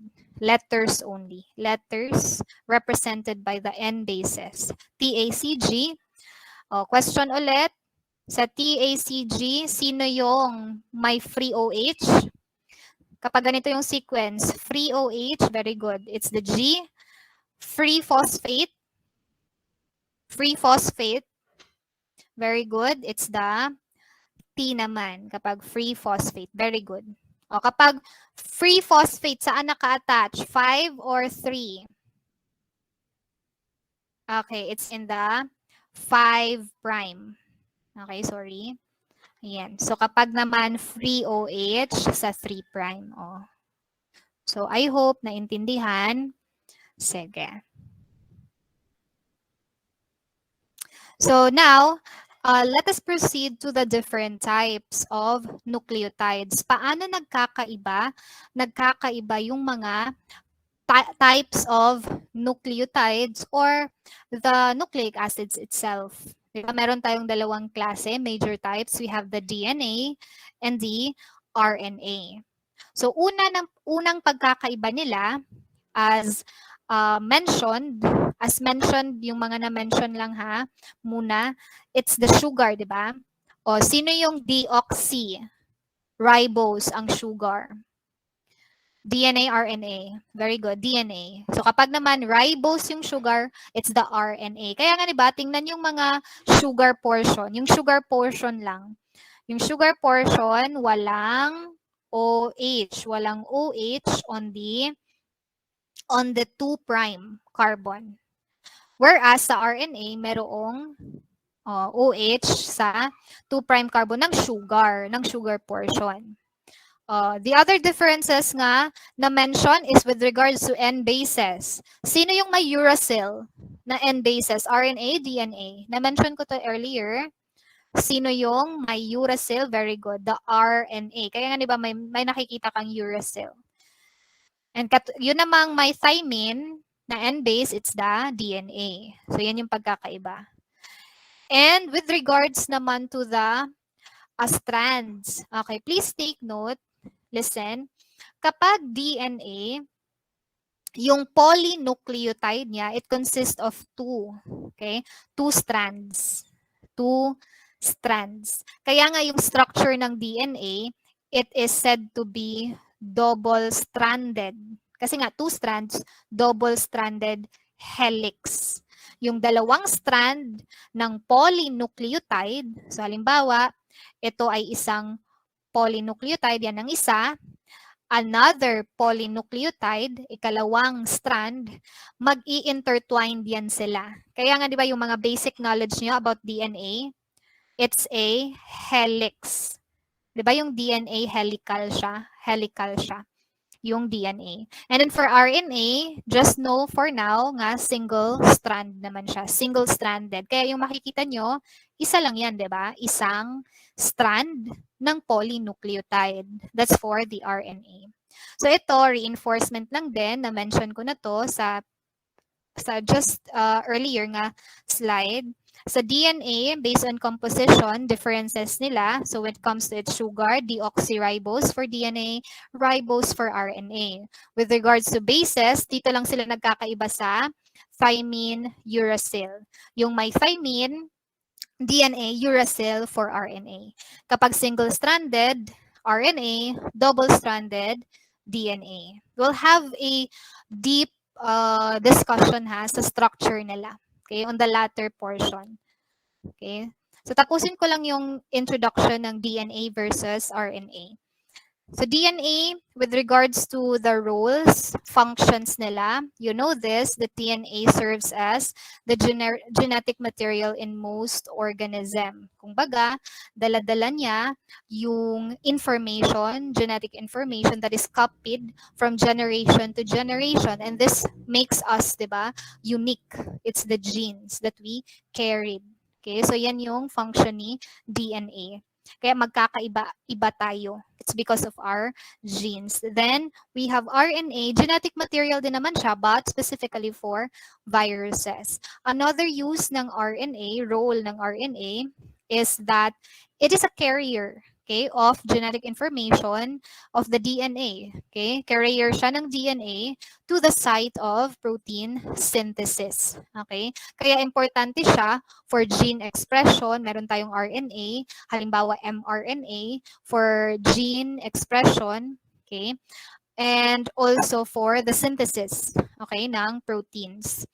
And also we have RNA that is a component of ribosome, yun yung rRNA. Okay, we will discuss this thoroughly on the latter slides.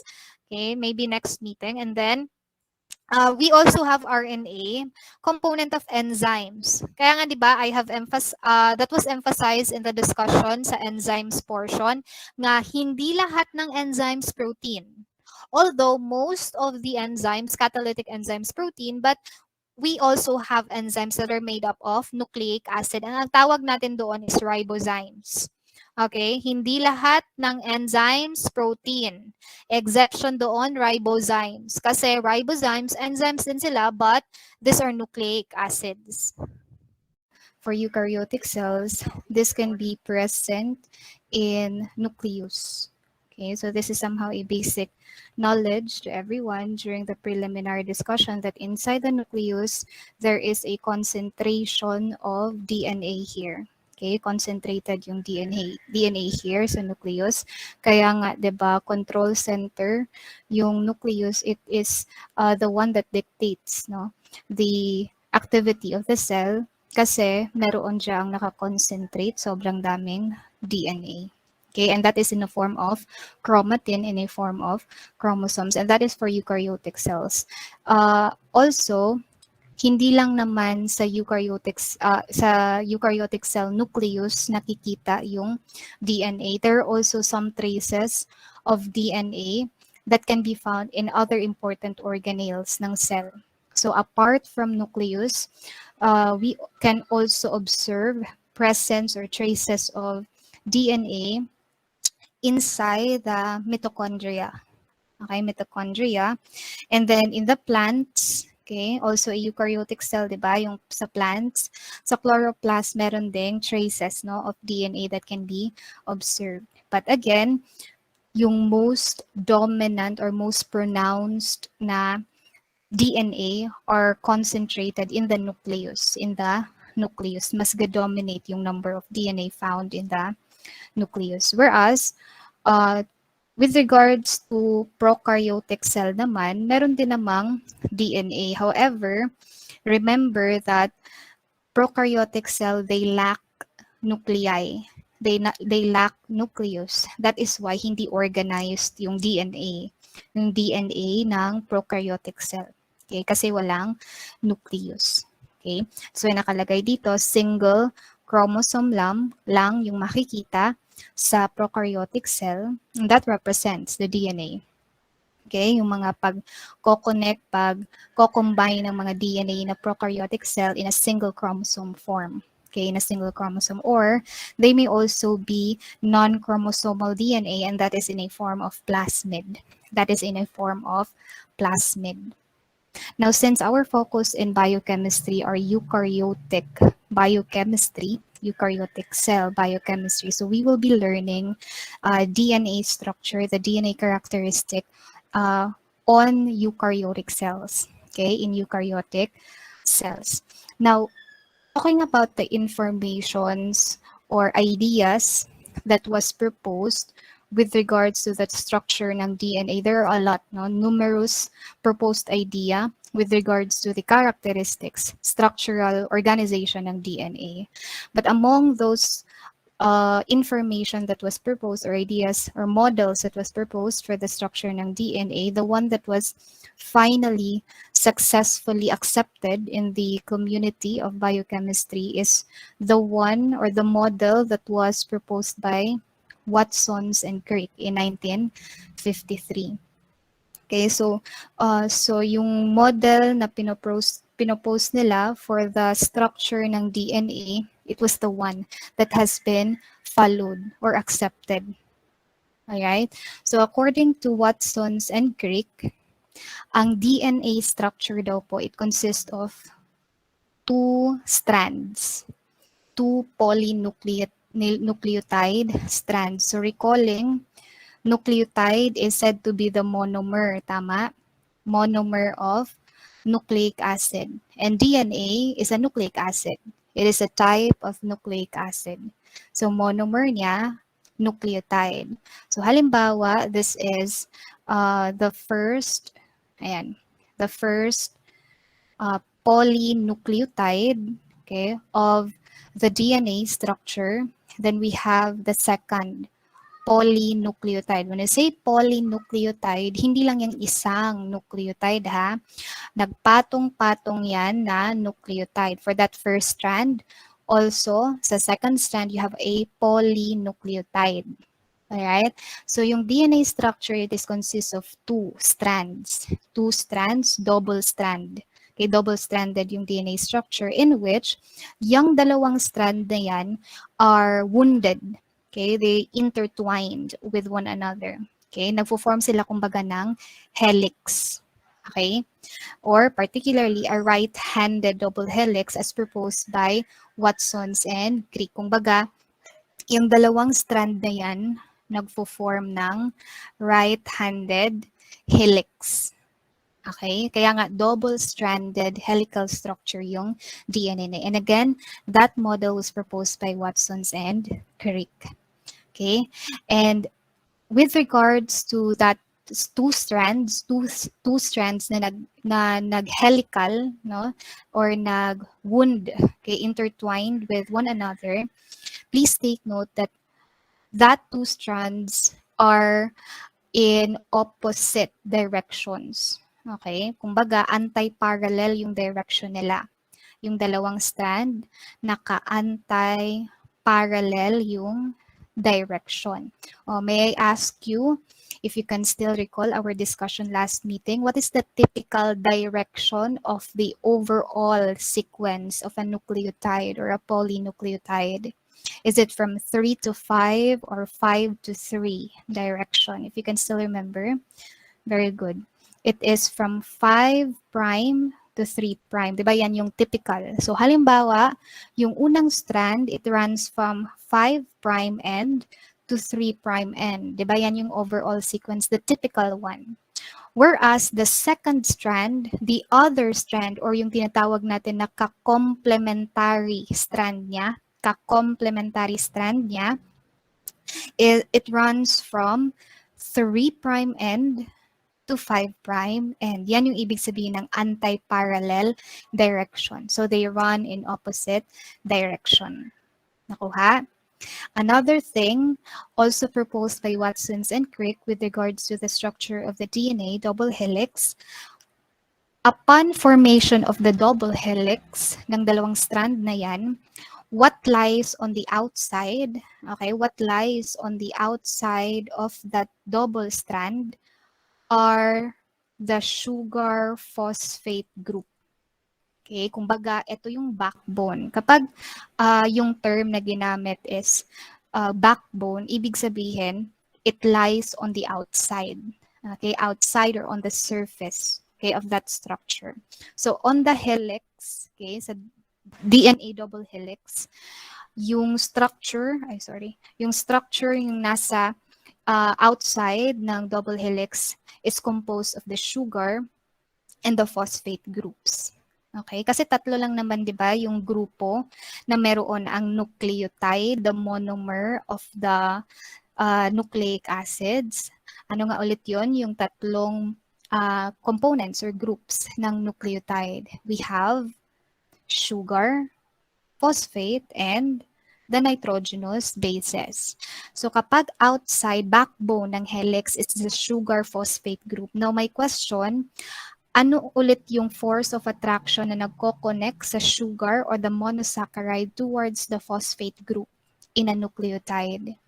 Ano yung tawag sa force of attraction? Is it the N-glycoside or the phosphodiester bond?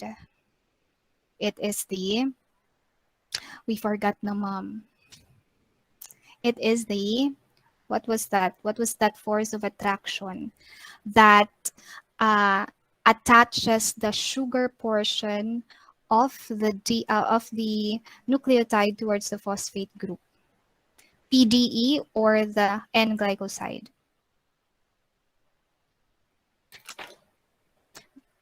It is the, okay, very good. It's the phosphodiesterase bond. Okay, it is the phosphodiesterase bond. Naalala, phosphate group, phosphodiesterase, that's diester, phosphodiester bond. That's the connection between the phosphate and the sugar.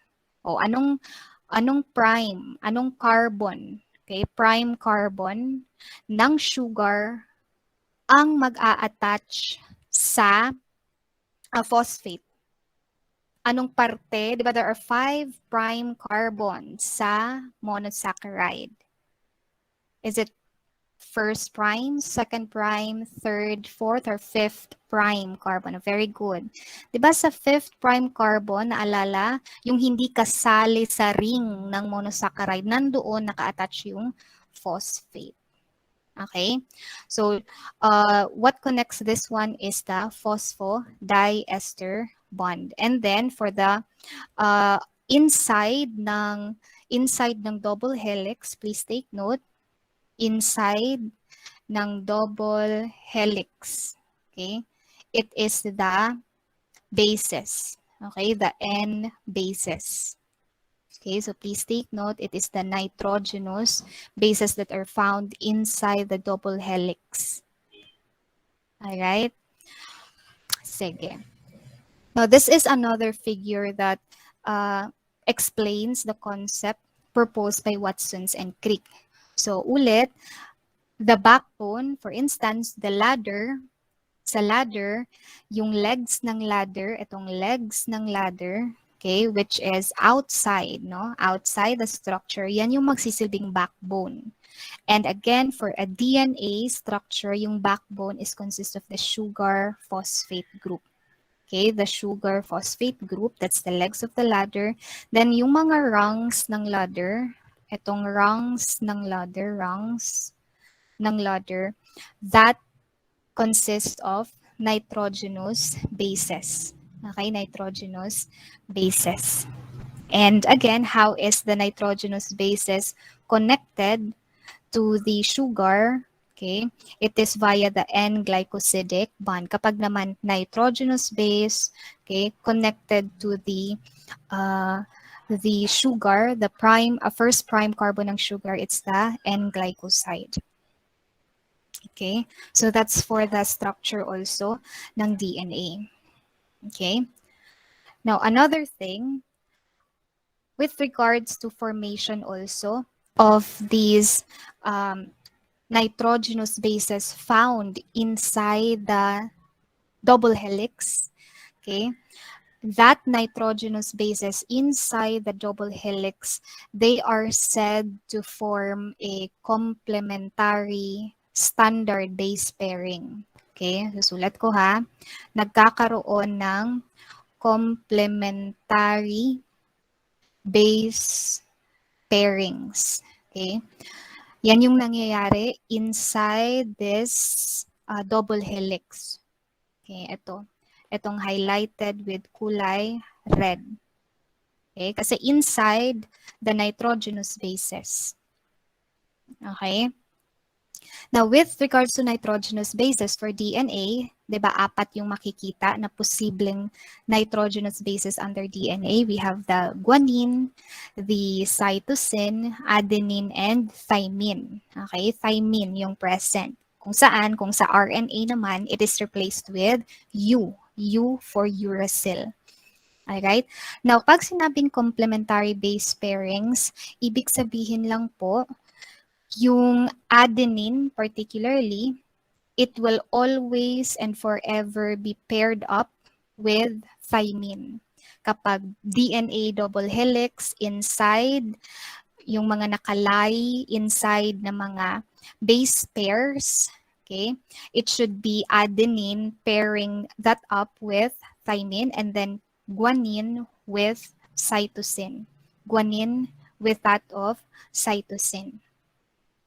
Okay, and with regards to the force of attraction, how are these bases connected?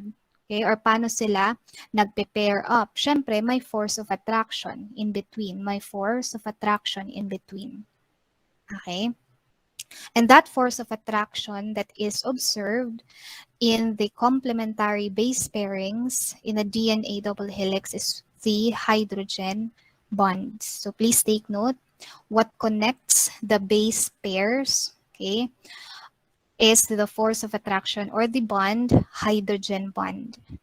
Okay, and with regards to the hydrogen bonds that is observed, okay, between these base pairs, there is a certain number of hydrogen bonds, no? So please take note, kapag adenine to thymine, there are two hydrogen bonds, okay, that connects the two.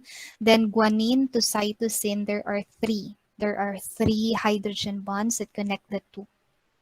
Okay, kapag guanine, cytosine, or the other way around, kapag cytosine, then guanine. Okay, thymine to adenine. Parehas lang na. Okay lang yan magkapalitan as long as sila yung partner.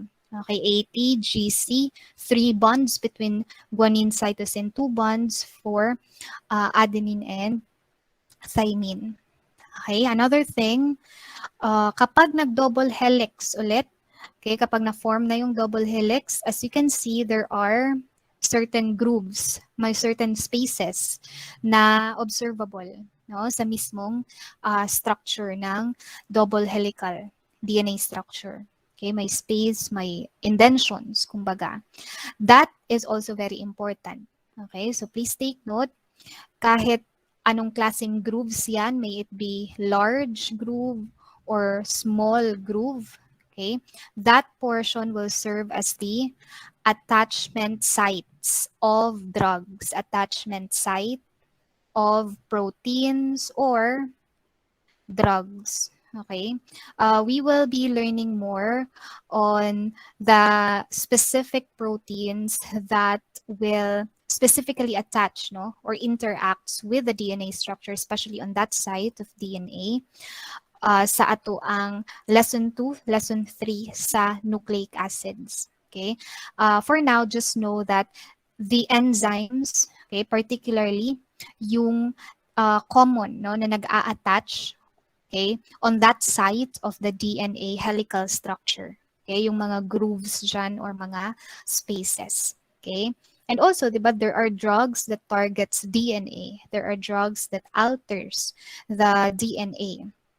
Okay, so dyan din, okay, yung attachment site ng mga drugs that targets DNA.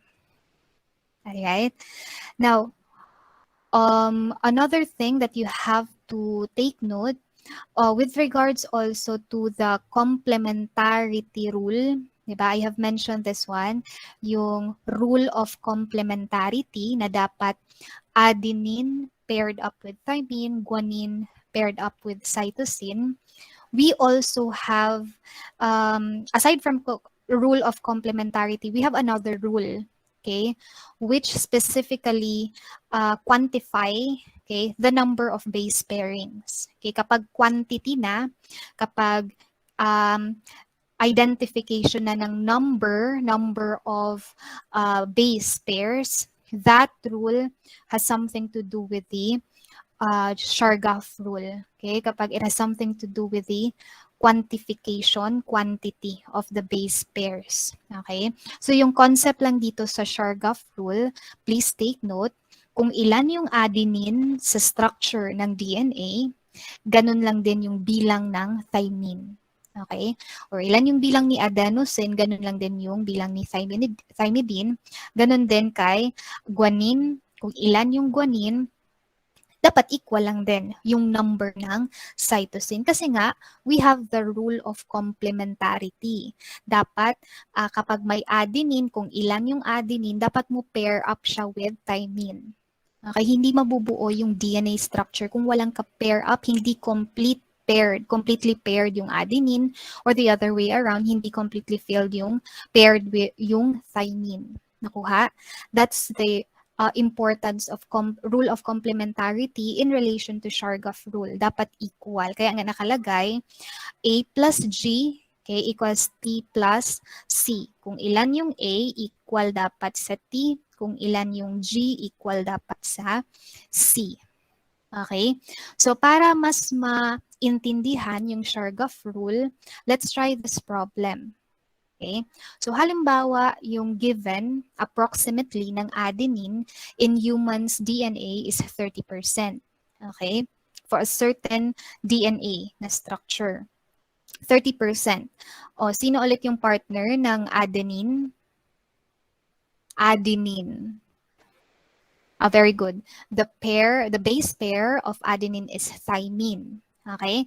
Ang question dito is, what is the percentage of the other nitrogenous bases? Di ba yung natirang nitrogenous bases, we have thymine, guanine, cytosine.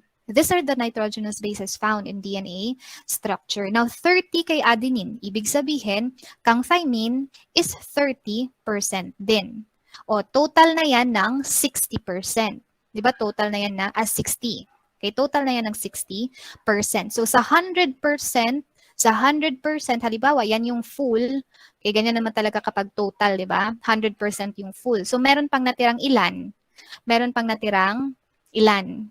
Kung na-filled na yung 60% for adenine and thymine, merong 40. Very good, may 40. So yung 40 na tatira, hahatiin yan ni guanine at saka cytosine. Okay? Kasi from 40, meron pang natirang, at from 60, na na-fill in na ni adenine tsaka ni thymine, meron pang natirang 40%. Hahatiin yan ni guanine at saka cytosine. Okay, yan yung bumubuo. Halimbawa, for this kind of problem, for that DNA structure. So yan yung Chargaff rule. Chargaff rule. A plus G equals T plus C. Okay?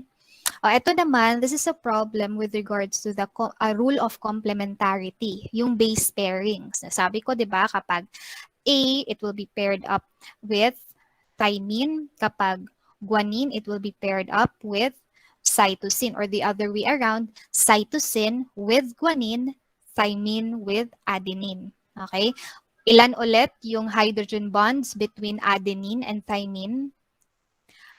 Hydrogen bonds between, very good, adenine and thymine, 2. Kapag guanine and cytosine, okay, 3. Okay? So, madali lang to.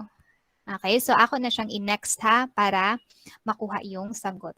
So, madali lang yun, yung complementarity. You simply know the pairings, okay? The base pairings. Adenine with thymine. Etong bonds, okay, na nasa gitna, yan yung parang representative, kumbaga, for representation ng hydrogen bonds. Okay? Kapag AT, dalawa. Kapag GC or CG, tatlong hydrogen bonds and so forth. Okay? So, yan yung rule of complementarity. Alright?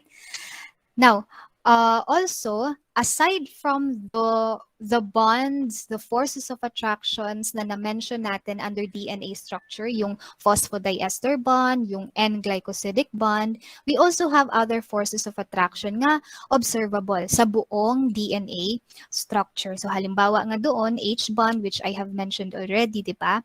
Yung hydrogen bond, that is the force responsible sa base pairs. Okay, base pairs. Dalawa kapag adenine, thymine, 3, guanine, cytosine. But please take note that hydrogen bond does not confer to the stability or strength of the DNA structure. Please take note this, it is not the hydrogen bond that confer or significantly contribute to the stability, strength of the structure ng DNA. Instead, the one or that force of attraction that is very important for the stability, okay, or strength ng structure ng DNA, it's the base stacking interactions. Okay, the base stacking interactions.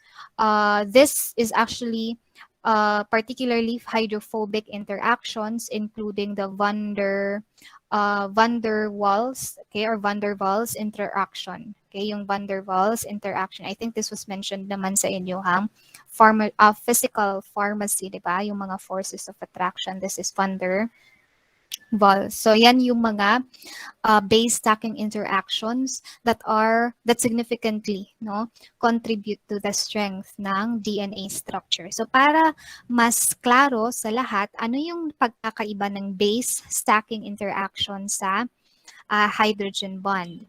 Okay, recalling na halimbawa, okay, magbibigay ako ng base pairs. Halimbawa yung mga base pairs na makikita are you have AT and then CG, and halimbawa GC, and then last is TA. Okay? So, no problem with the hydrogen bond kasi kapag hydrogen bond, yan yung, ito, highlighted with kulay red, yan yung hydrogen bond. O kapag naman base stacking interactions, which is very important for the strength or stability ng DNA structure, ito yung highlighted with kulay blue.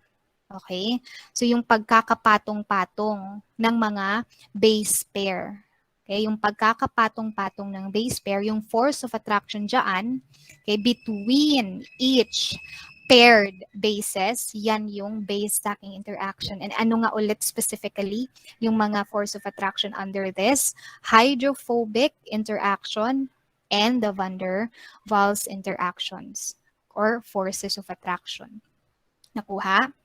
Now, for this slide, for this figure, it only represents represents the hydrogen bonds that can be observed in the base pair. So, ulit lang kapag guanine, okay, parang inano lang siya, minagnify.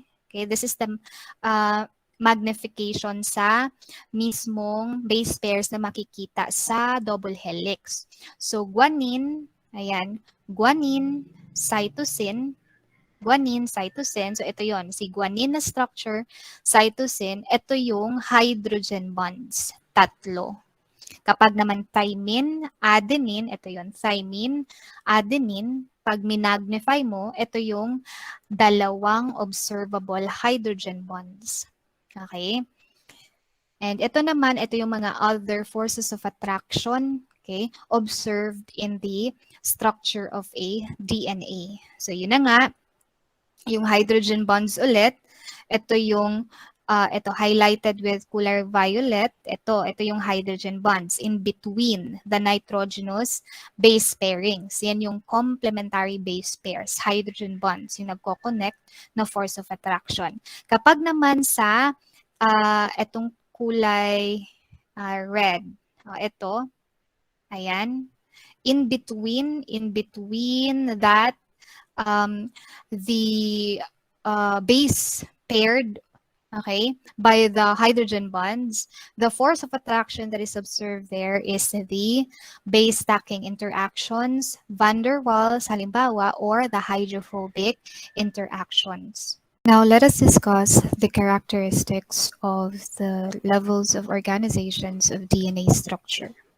Now, just like protein structure, the structure of DNA also has three structures or levels of organization.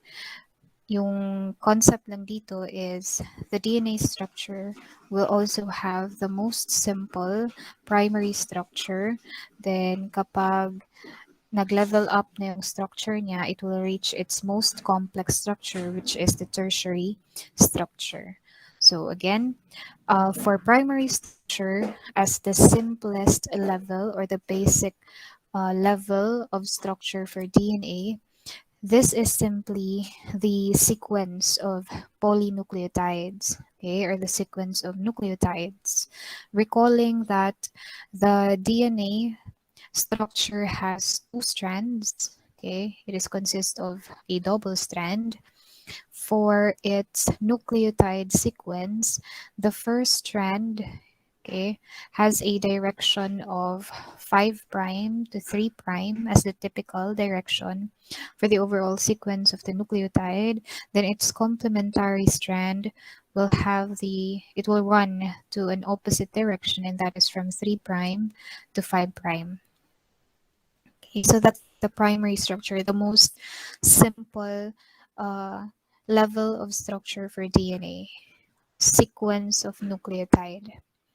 Whereas for the secondary structure of DNA, this is already a representation of the DNA model that was presented by Watson's and Crick, in which the double strand of DNA has been wounded already, or it now forms the helical structure. Okay. Now, once the double strands of DNA will now form a helical structure, it will now wound or intertwined. Magdedepende yung type of secondary structure na mabubuo. Depende sa anong klaseng helical structure yung nabuo. But the most common secondary structure for DNA is the bDNA. Now, with regards to bDNA, this is a right-handed helix as proposed by Watson's and Crick. So this is the one that was proposed by Watson's and Crick in 1953, that the double helical structure of DNA is a right-handed helix. And with regards to the number of base pairs per turn, per 360 degrees turn of the helix, it consists of 10 base pairs per turn. So halimbawa, if this is the starting point, okay, kapag buong turn, going back to up to its 360 degrees turn, that will consist 10 base pairs. 10 base pairs. Okay, yung buong turn. Okay, so yan yung bDNA. It has 10 base pairs and it's said to be more helical. No, it is more helical. Okay, when it comes to its structure, secondary structure. And another thing that you have to take note, as the most common secondary structure for DNA, this is also the one that is most commonly found in the eukaryotic chromosomes or DNA chromosomes. This is the one that is mostly found in DNA chromosomes. Another type of secondary structure is we have A and Z DNA. So what is the difference between this from the most common secondary structure of DNA? For aDNA, please take note that it is also right-handed helix, but this time it has a total of 11 pairs, 11 base pairs per turn. Okay, it consists of 11 pairs per turn. Kaya kung makikita natin sa structure as represented on this slide, it is less helical compared to the bDNA. Less helical siya. Diba? It is very evident on the structure if you compare it with the bDNA structure versus this of the aDNA. Lesser helical. Kasi nga, this time, 11 pairs, okay? Then, another turn ulit. Then, 11 base pairs. Then, another turn. Okay, so less helical, 'di ba? Kaya mas maluwang no yung space okay sa buong turn kumpara sa dito sa bDNA, mas makitid, okay? Kasi nga more helical yung bDNA, less helical yung aDNA. It consists of 11 base pairs per turn.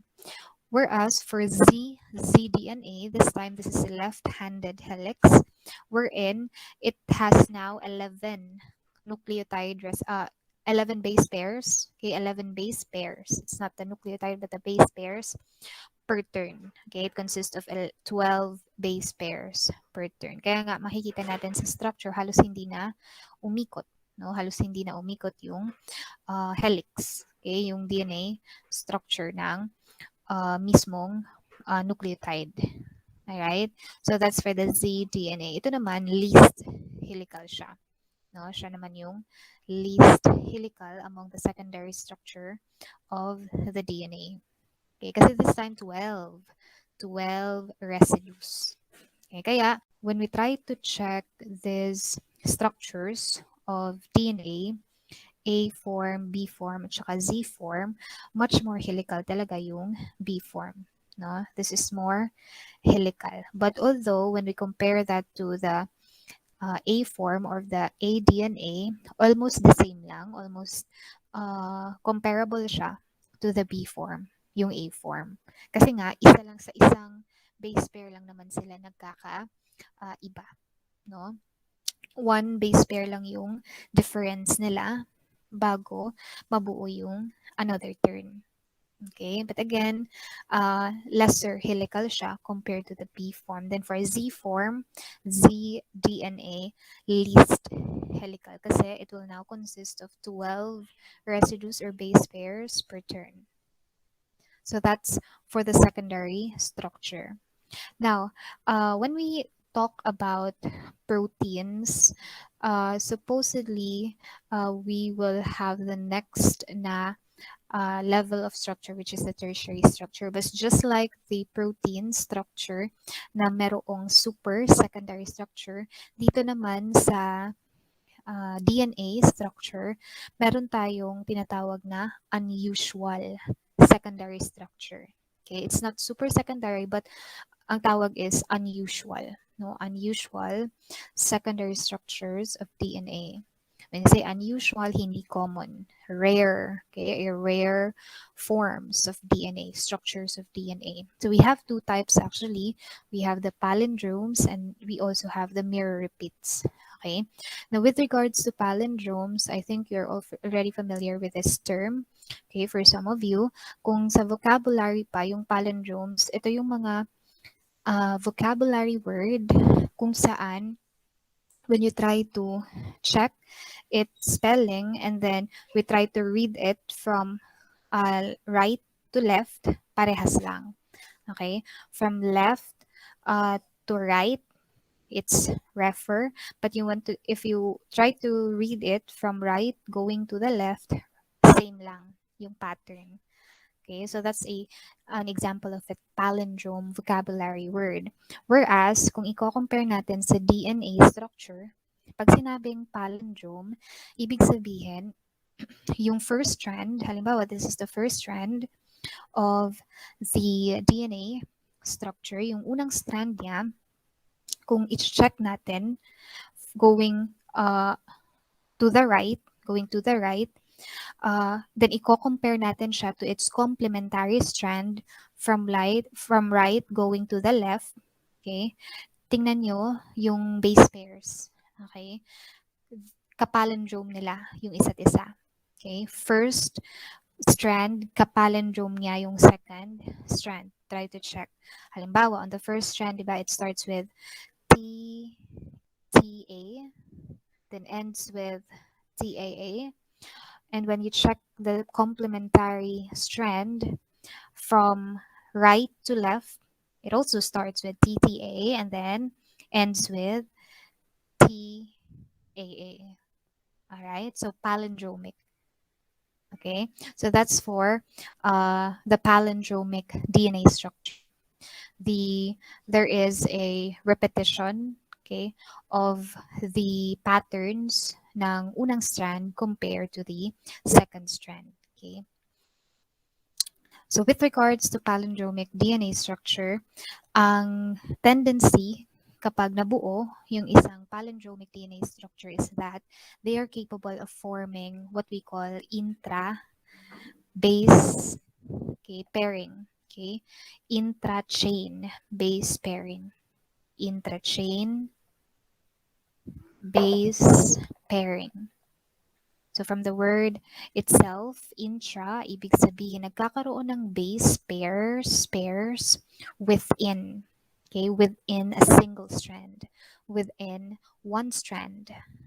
Okay, nagkakaroon ng base pairs within one strand. Now, supposedly, ano dapat yung typical or normal na base pairs? Di ba dapat from one strand, dapat may base pairs towards the second strand. Dapat ganyan yung typical na base pairs. Now, with palindromic DNA, kasi nga kapalindrome ng first strand yung second strand. Okay? So, posibleng magkaroon ng intra-chain base pairs. Ang base pairs this time will happen within one single strand. So, halimbawa, itong single strand ng DNA structure, as you can see, nagkaroon ng intra strand base pairs. Okay? Intrachain base pairs. Okay? Ang tawag dito na form, okay, of palindromic DNA is what we call hairpin, based on the form. Okay? Based sa form. Whereas, kapag naman dalawang strand, okay, both strands. So, sa unang strand, tingnan, halimbawa, this is the first strand. Nagkaroon ng intrachain base pairs. Okay? Also, on the second strand, nagkaroon din ng intrachain base pairs. Intra. Okay? In that single strand, nandoon nangyari yung base pairs intra within, within itself. Then, that will form a crucifix. Kaya nakalagay, cruciform. No, cruciform. So, dalawa yung posibleng forms, okay, of palindromic DNA structure kapag intrachain base pairs happen. And kapag talaga may palindromes na secondary structure, that is the fate, fate of the structure of the DNA. Magfo-form siya ng different types or class of palindromic DNA. Depende kung anong klaseng base pairs, okay, intra-chain strand yung naganap. Okay, so kapag isa lang, sa isang strand lang naganap yung interchain base pairs, it will form hairpin. Kapag sa individual strand ng dalawang polynucleotide strand ng DNA, both undergo intrachain base pairs, then that will form cruciform. Okay, cruciform. So that's the different forms of palindromic DNA structure. Now, the other type of unusual secondary structure is the mirror repeat. Okay, for mirror repeat, yung concept lang dito is that kung hahatiin natin yung individual strand of the DNA structure, halimbawa, sa unang strand hahatiin mo, ka-mirror image nila yung isa't isa. Kung hahatiin mo yung individual strand, okay, ng DNA structure, ka-mirror image nila yung isa't isa. The same with the second strand. Ka-mirror image nila yung isa't isa. No? As you can see, mirror image. So that's the concept of mirror repeat. Okay, that's the concept of mirror repeat. So, yung point lang dito sa unusual secondary structure, kapag ito ay nabuo, okay, sa isang DNA structure, kumbaga nagkakaroon ng pattern sa base pairings. Alright? So far we have discussed already the primary and the secondary structure. This time, let's now have discussed the most complex DNA structure, and that is, of course, the tertiary structure or the higher structure of DNA. Particularly under this, we will discuss the chromatin. Kasi with chromatin, this is already a structure of DNA na na-reach na niya yung pinaka-most complex structure or highest level, okay, ng DNA structure. Okay, with regards to DNA, kapag nagsama-sama na yung DNA to DNA, another DNA, okay, in complexing with proteins, that will form chromatin. Okay, that will form chromatin. And please take note that chromatin is only found among eukaryotic cells. Okay, eukaryotic cells only, may it be plant cells or animal cells. That's chromatin. So I repeat, chromatin, it is when the DNA is complexed. It forms a complex with proteins, particularly basic proteins, and that is known as histones. Okay, so once the DNA interacts with a histone, okay, that will form a certain electrostatic interaction. Okay, and capable naman sila mag-attract. Kasi with regards to the DNA, okay, recalling that the DNA has a phosphate group. Okay, and the phosphate group carries negative charge kasi maraming oxygen, and that is highly uh, electronegative. Okay, kaya negatively charged yung phosphate group of DNA. Whereas yung histone, the basic protein, as it is stated, basic protein, remember, yung knowledge natin on basic proteins, ibig sabihin they are proton acceptor, proton acceptor. And that is positively charged, no? Kaya nakalagay dyan, positively charged yung group of histones. Kaya whenever a positive and negative pole interact, then that will form an ionic force of attraction, or ionic bond is also equivalent to electrostatic interaction. Okay, electrostatic interaction. So that is the force of attraction that is formed between the DNA and histone, forming chromatin. And that certain interaction or ionic interaction between DNA and histone forming chromatin will further stabilize the structure of DNA and, of course, the structure of histone itself. Okay, so that's the um, concept, no, of the stabilization of the structure of DNA together with histone. Now, with regards to histone, so as mentioned, it is a specialized protein. Okay? Particularly, dito nagfo-form ng complex yung DNA. Ibig sabihin, dito umiikot, no, yung DNA. Dito, kumbaga, the reason bakit sa sobrang dami ng DNA, bakit siya kumakasya sa nucleus na sobrang liit, okay, in a form of chromatin, kasi yung DNA nagfo-form siya ng complex with histones. Okay? With histones. Iniikutan niya yung histones. Okay? Forming chromatin. So, kumbaga, itong histones na to, iniikutan siya ng DNA. Kaya, makikita natin on this figure, the core, the histones has core parts. No? Yung core histones, meron tayong apat na part. We have the H2A, H2B, H3, and H4. Yan yung apat na histones, core histones, nasa gitna. Yung apat na core histones, H2A, 2B, 3, and 4, yan yung iniikutan ng DNA. Okay, as the DNA forms complex with this protein. So, umiikot yung DNA on that. So, halimbawa, itong kulay violet, ito yung single histone. Yung iikot dyan na kulay pula, halimbawa, yung iikot dyan, DNA. Okay? DNA. Now, with regards to histone, we have a particular type of histone na hindi siya iniikutan ng DNA. Okay, hindi siya iniikutan ng DNA, and that is the linker histone H1. Kaya makikita natin dito on the figure, di ba? Ito lang yung type ng histone na hindi siya iniikutan ng DNA but nakalink lang siya sa DNA, unlike the other type of histones. Okay, unlike the other type of histones.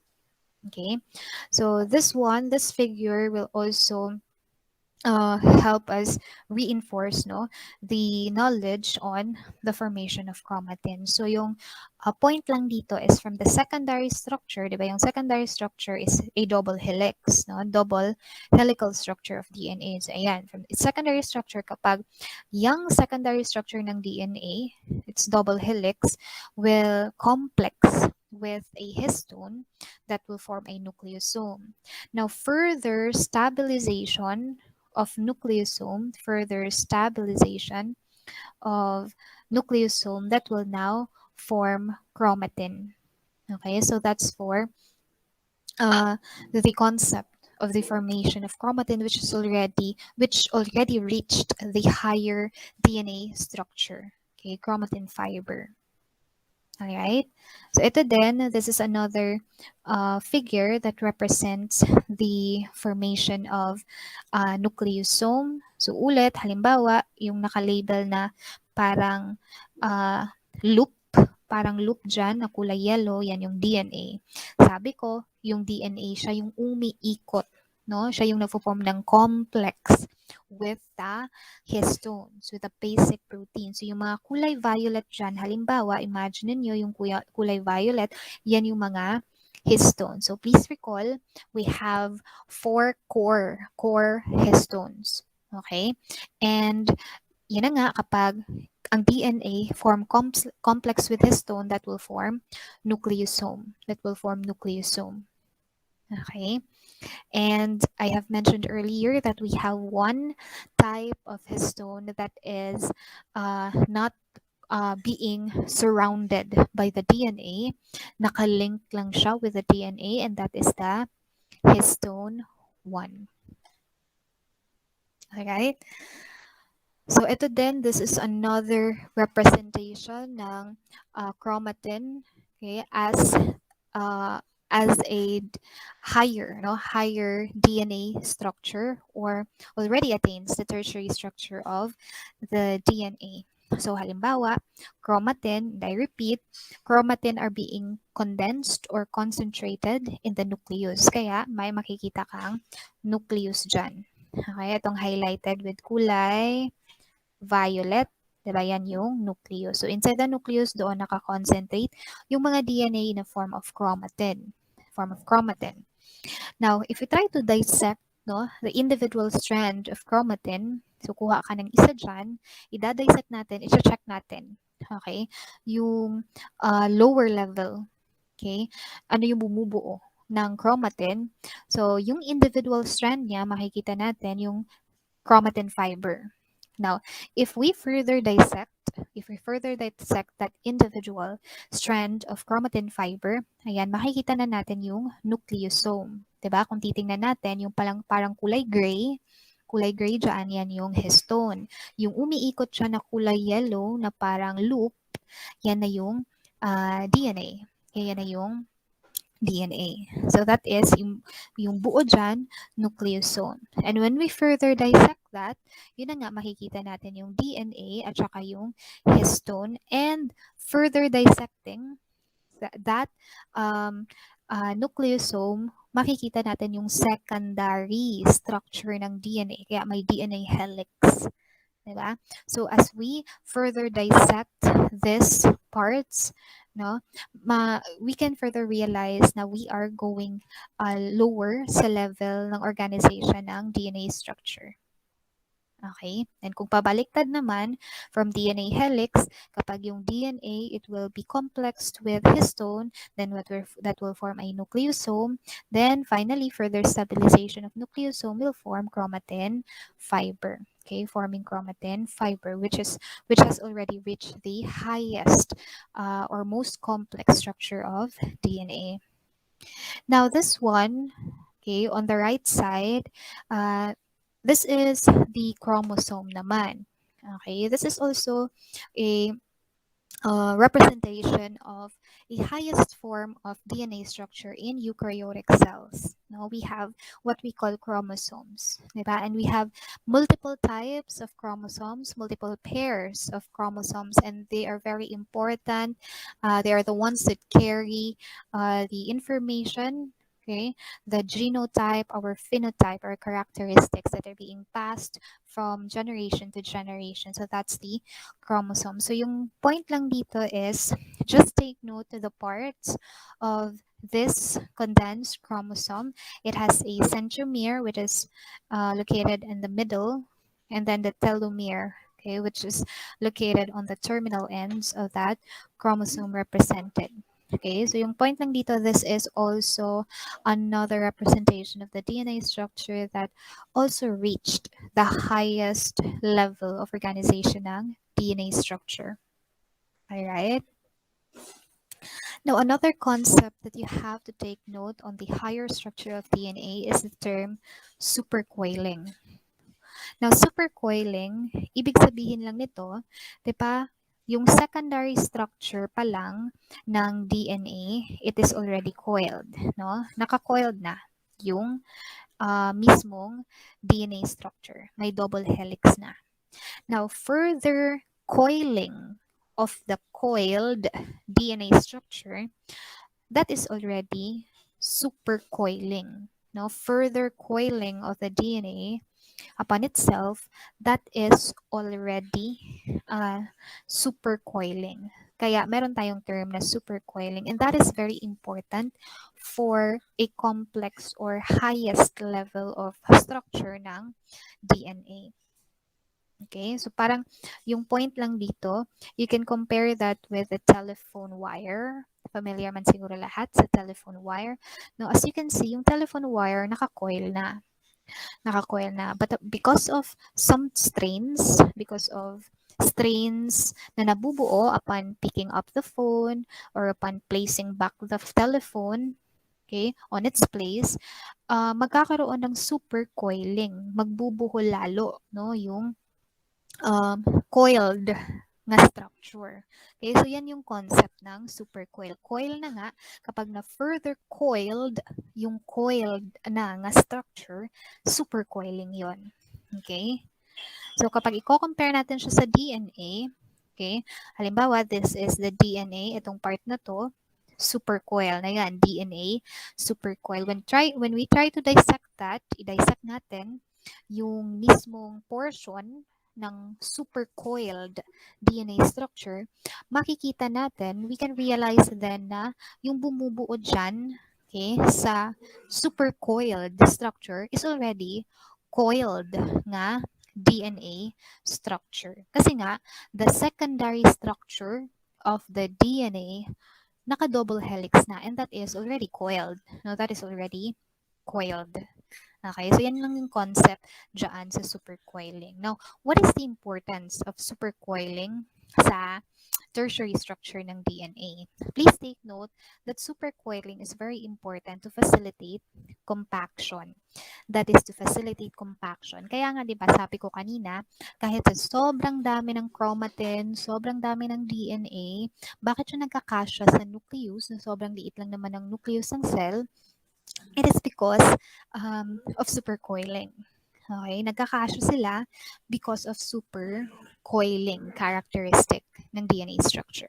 Another uh, another importance of supercoiling is this is very important for DNA replication, and this will be discussed on lesson 2 and 3 under nucleic acids. So for now, just know na yung supercoiling for DNA replication, it is relative to the activity of the enzyme helicases. So for now, just know this na yung importance ng supercoiling process during DNA replication, that is relative or related to the action or activity ng helicases na enzyme. Alright? Now, with regards to the supercoiling, meron tayong dalawang klase. Kapag negative supercoil, ibig sabihin, fewer coils yung nabuo than the number of turns. Comparing to the positive supercoil, this is very important or very much pronounced during DNA replication. Ang nangyayari dito is greater number of coil than the number of turns. Okay, so yan lang yung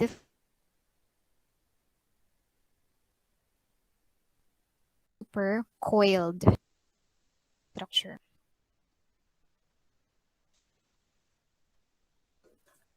Now let's proceed to the characteristics, importance of uh, ribonucleic acid.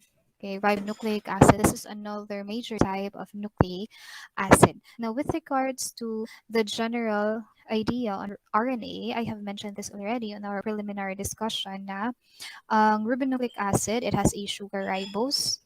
What else? When it comes to its N bases, the nitrogenous base present in ribonucleic acid, which is absent in the DNA, it's the uracil. And with regards to the strands, take note, strand, ilan yung strand ng ribonucleic acid? Isa lang. Kaya nga single-stranded yung ribonucleic acid. Okay, so as stated, single-stranded yung RNA.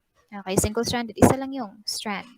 And again, what is the typical direction of the overall sequence, okay, ng nucleotide in a nucleic acid from 5' to 3'. Kasi nucleic acid din to, di ba? Nucleic acid ring.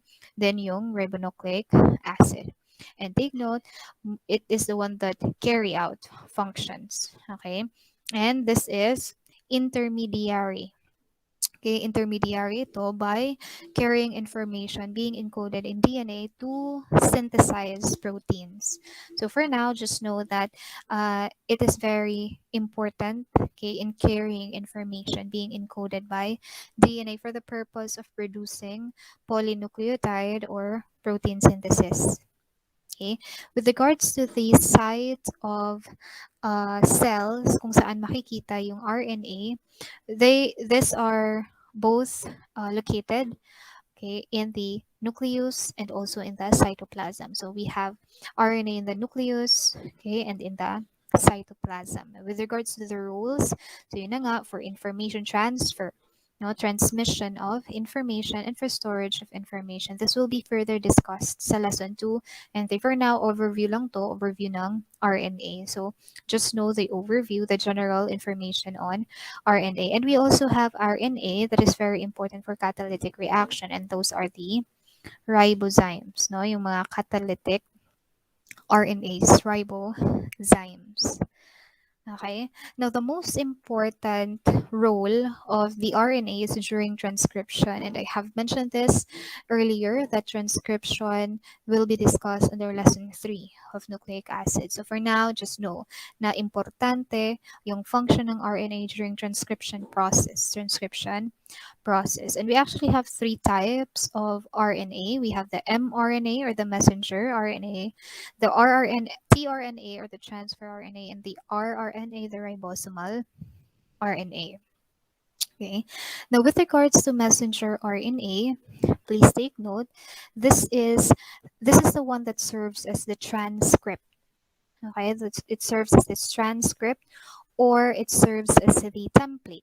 No, kapag sinabing transcript, siya yung kopyahan, siya yung template. Okay, kumbaga dala-dala niya, yung mRNA, dala-dala niya yung code. Okay, code for an amino acid, the codon. Okay, ang tawag dyan actually is codon. Okay, dala-dala niya yung code or codon, yung 3 sequence ng nucleotide para mabuo, no, yung equivalent amino acid forming a certain protein. Okay? So kaya sabi dito, messenger siya that provides that template and it specifies the amino acid sequence in order to produce proteins. Okay, the polypeptide proteins. Now we have 2 forms of mRNA. We have the monocistronic, polycistronic. Okay, when we say monocistronic, it only codes 1 polypeptide, whereas pag sinabing poly, more than 2 polypeptides. More than 2 polypeptides na yung kinocode ng mismong mRNA, polycistronic na yun. Okay, so overview lang muna yan. Then, transfer RNAs. Ito naman from the word transfer, it's the one that carries. No, it is the one that carries information. Okay, that is being read or encoded by the mRNA. So, kung yung magdadala ng information is the transfer RNA. Kaya sabi dito, adapter. No? Siya yung adapter connection, the transfer RNA. It will transfer, carries information. Okay? And yung information na dala-dala niya, ang magko-code dyan, mag-e-encode, it's the mRNA. Okay? And then, we have the ribosomal RNA component of ribosome. So, from the term itself, ribosomal component of ribosomes. Okay, so para ma-reinforce yung general information, let us have this slide. Okay, so with regards to rRNA or ribosomal RNA, with regards to abundancy, this is the most abundant. Okay, this is the most abundant, okay, or the dominating, okay, type of RNA, okay, present. Okay, the type of RNA that is most abundant, most dominant, it's the ribosomal RNA. Okay, and with regards to the number of rRNA, they are actually classified based on sedimentation coefficient. Okay, they are classified based on sedimentation coefficient. Coefficient. Okay, yung rRNA. And with regards to sedimentation coefficient, we usually quantify the rRNA sa different cells using the unit Svedberg. Okay, Svedberg. Okay, Svedberg. Or this is given with a symbol S. Okay, so kapag Svedberg, it is something to do with rRNA. rRNA. So with that, we can now have the slides for prokaryotic cell versus that of eukaryotic cell, different classes of ribosomal RNA ang being observed. Okay, so magdedepende yan sa type of cell. So please take note for now that under prokaryotic rRNA, these are the types of rRNA. So we have 23S, 16S, 5S. Then with eukaryotic cell rRNA, we have multiple, mas marami. Kasi eukaryotic cell, mas higher class of cells. So we have 28S, 18S, 5.8, and 5S. So please take note of these values, okay, depending on the type of depending on the type of the cell. May it be prokaryotic or eukaryotic. So, depende siya, different. Okay?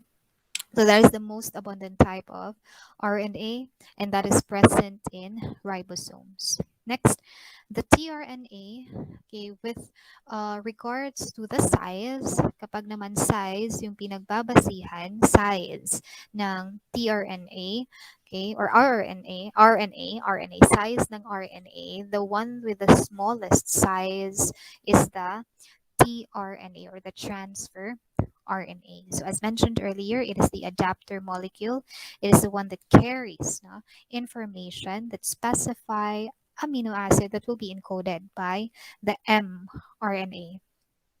Okay, so that's for the tRNA. And also, it has extensive intrachain base pairing. So that's distinct about tRNA. It is capable of intrachain base pairs. Okay, kaya nga makikita natin dito sa slide na to, this represents tRNA, and we can observe an intrachain base pairs. Diba? Isang strand lang yan from 5' to 3', 5' to 3'. And makikita natin nagkakaroon ng intra-chain base pairs na buo yung parang cruciform. This is somehow related to the one that I discussed earlier with regards to the DNA structure on the interchain base pairs. Only that for RNA structure, it only has one nucleotide strand and nagkaroon ng interchain base pair. For tRNA, so please take note, they are capable of interchain base pair. So from 5' to 3' end, 5' to 3' end. Now the distinct parts that can be observed in the tRNA structure, as you can see, or is being labeled, you have here anticodon on the terminal end. Please take note for now, although I will have a detailed discussion on this under lesson 2 and 3 of nucleic acid. For now, just take note that the anticodon arm, this will serve as the attachment site of the codon being carried by the mRNA. Attachment site of codon being carried by the mRNA. And recalling that mRNA, dala-dala niya ay template or yung code. So yung magpa-partner dyan is yung anticodon that is being held by the anticodon arm. So magiging sensible to lahat under lesson 2 and 3 ng nucleic acid. So for now, just know that in yung main attachment site of the codon ng dala-dala ng mRNA. Another distinct portion or part of the tRNA is this one on the terminal end of the 3'. As you can see, it has a distinct sequence of nucleotide being labeled as A, C, C. Okay? Particularly, yung A dyan, or let me rewrite it, that is being labeled as CCA. As you can see, CCA sequence. So please take note that is distinct for the terminal end of the tRNA.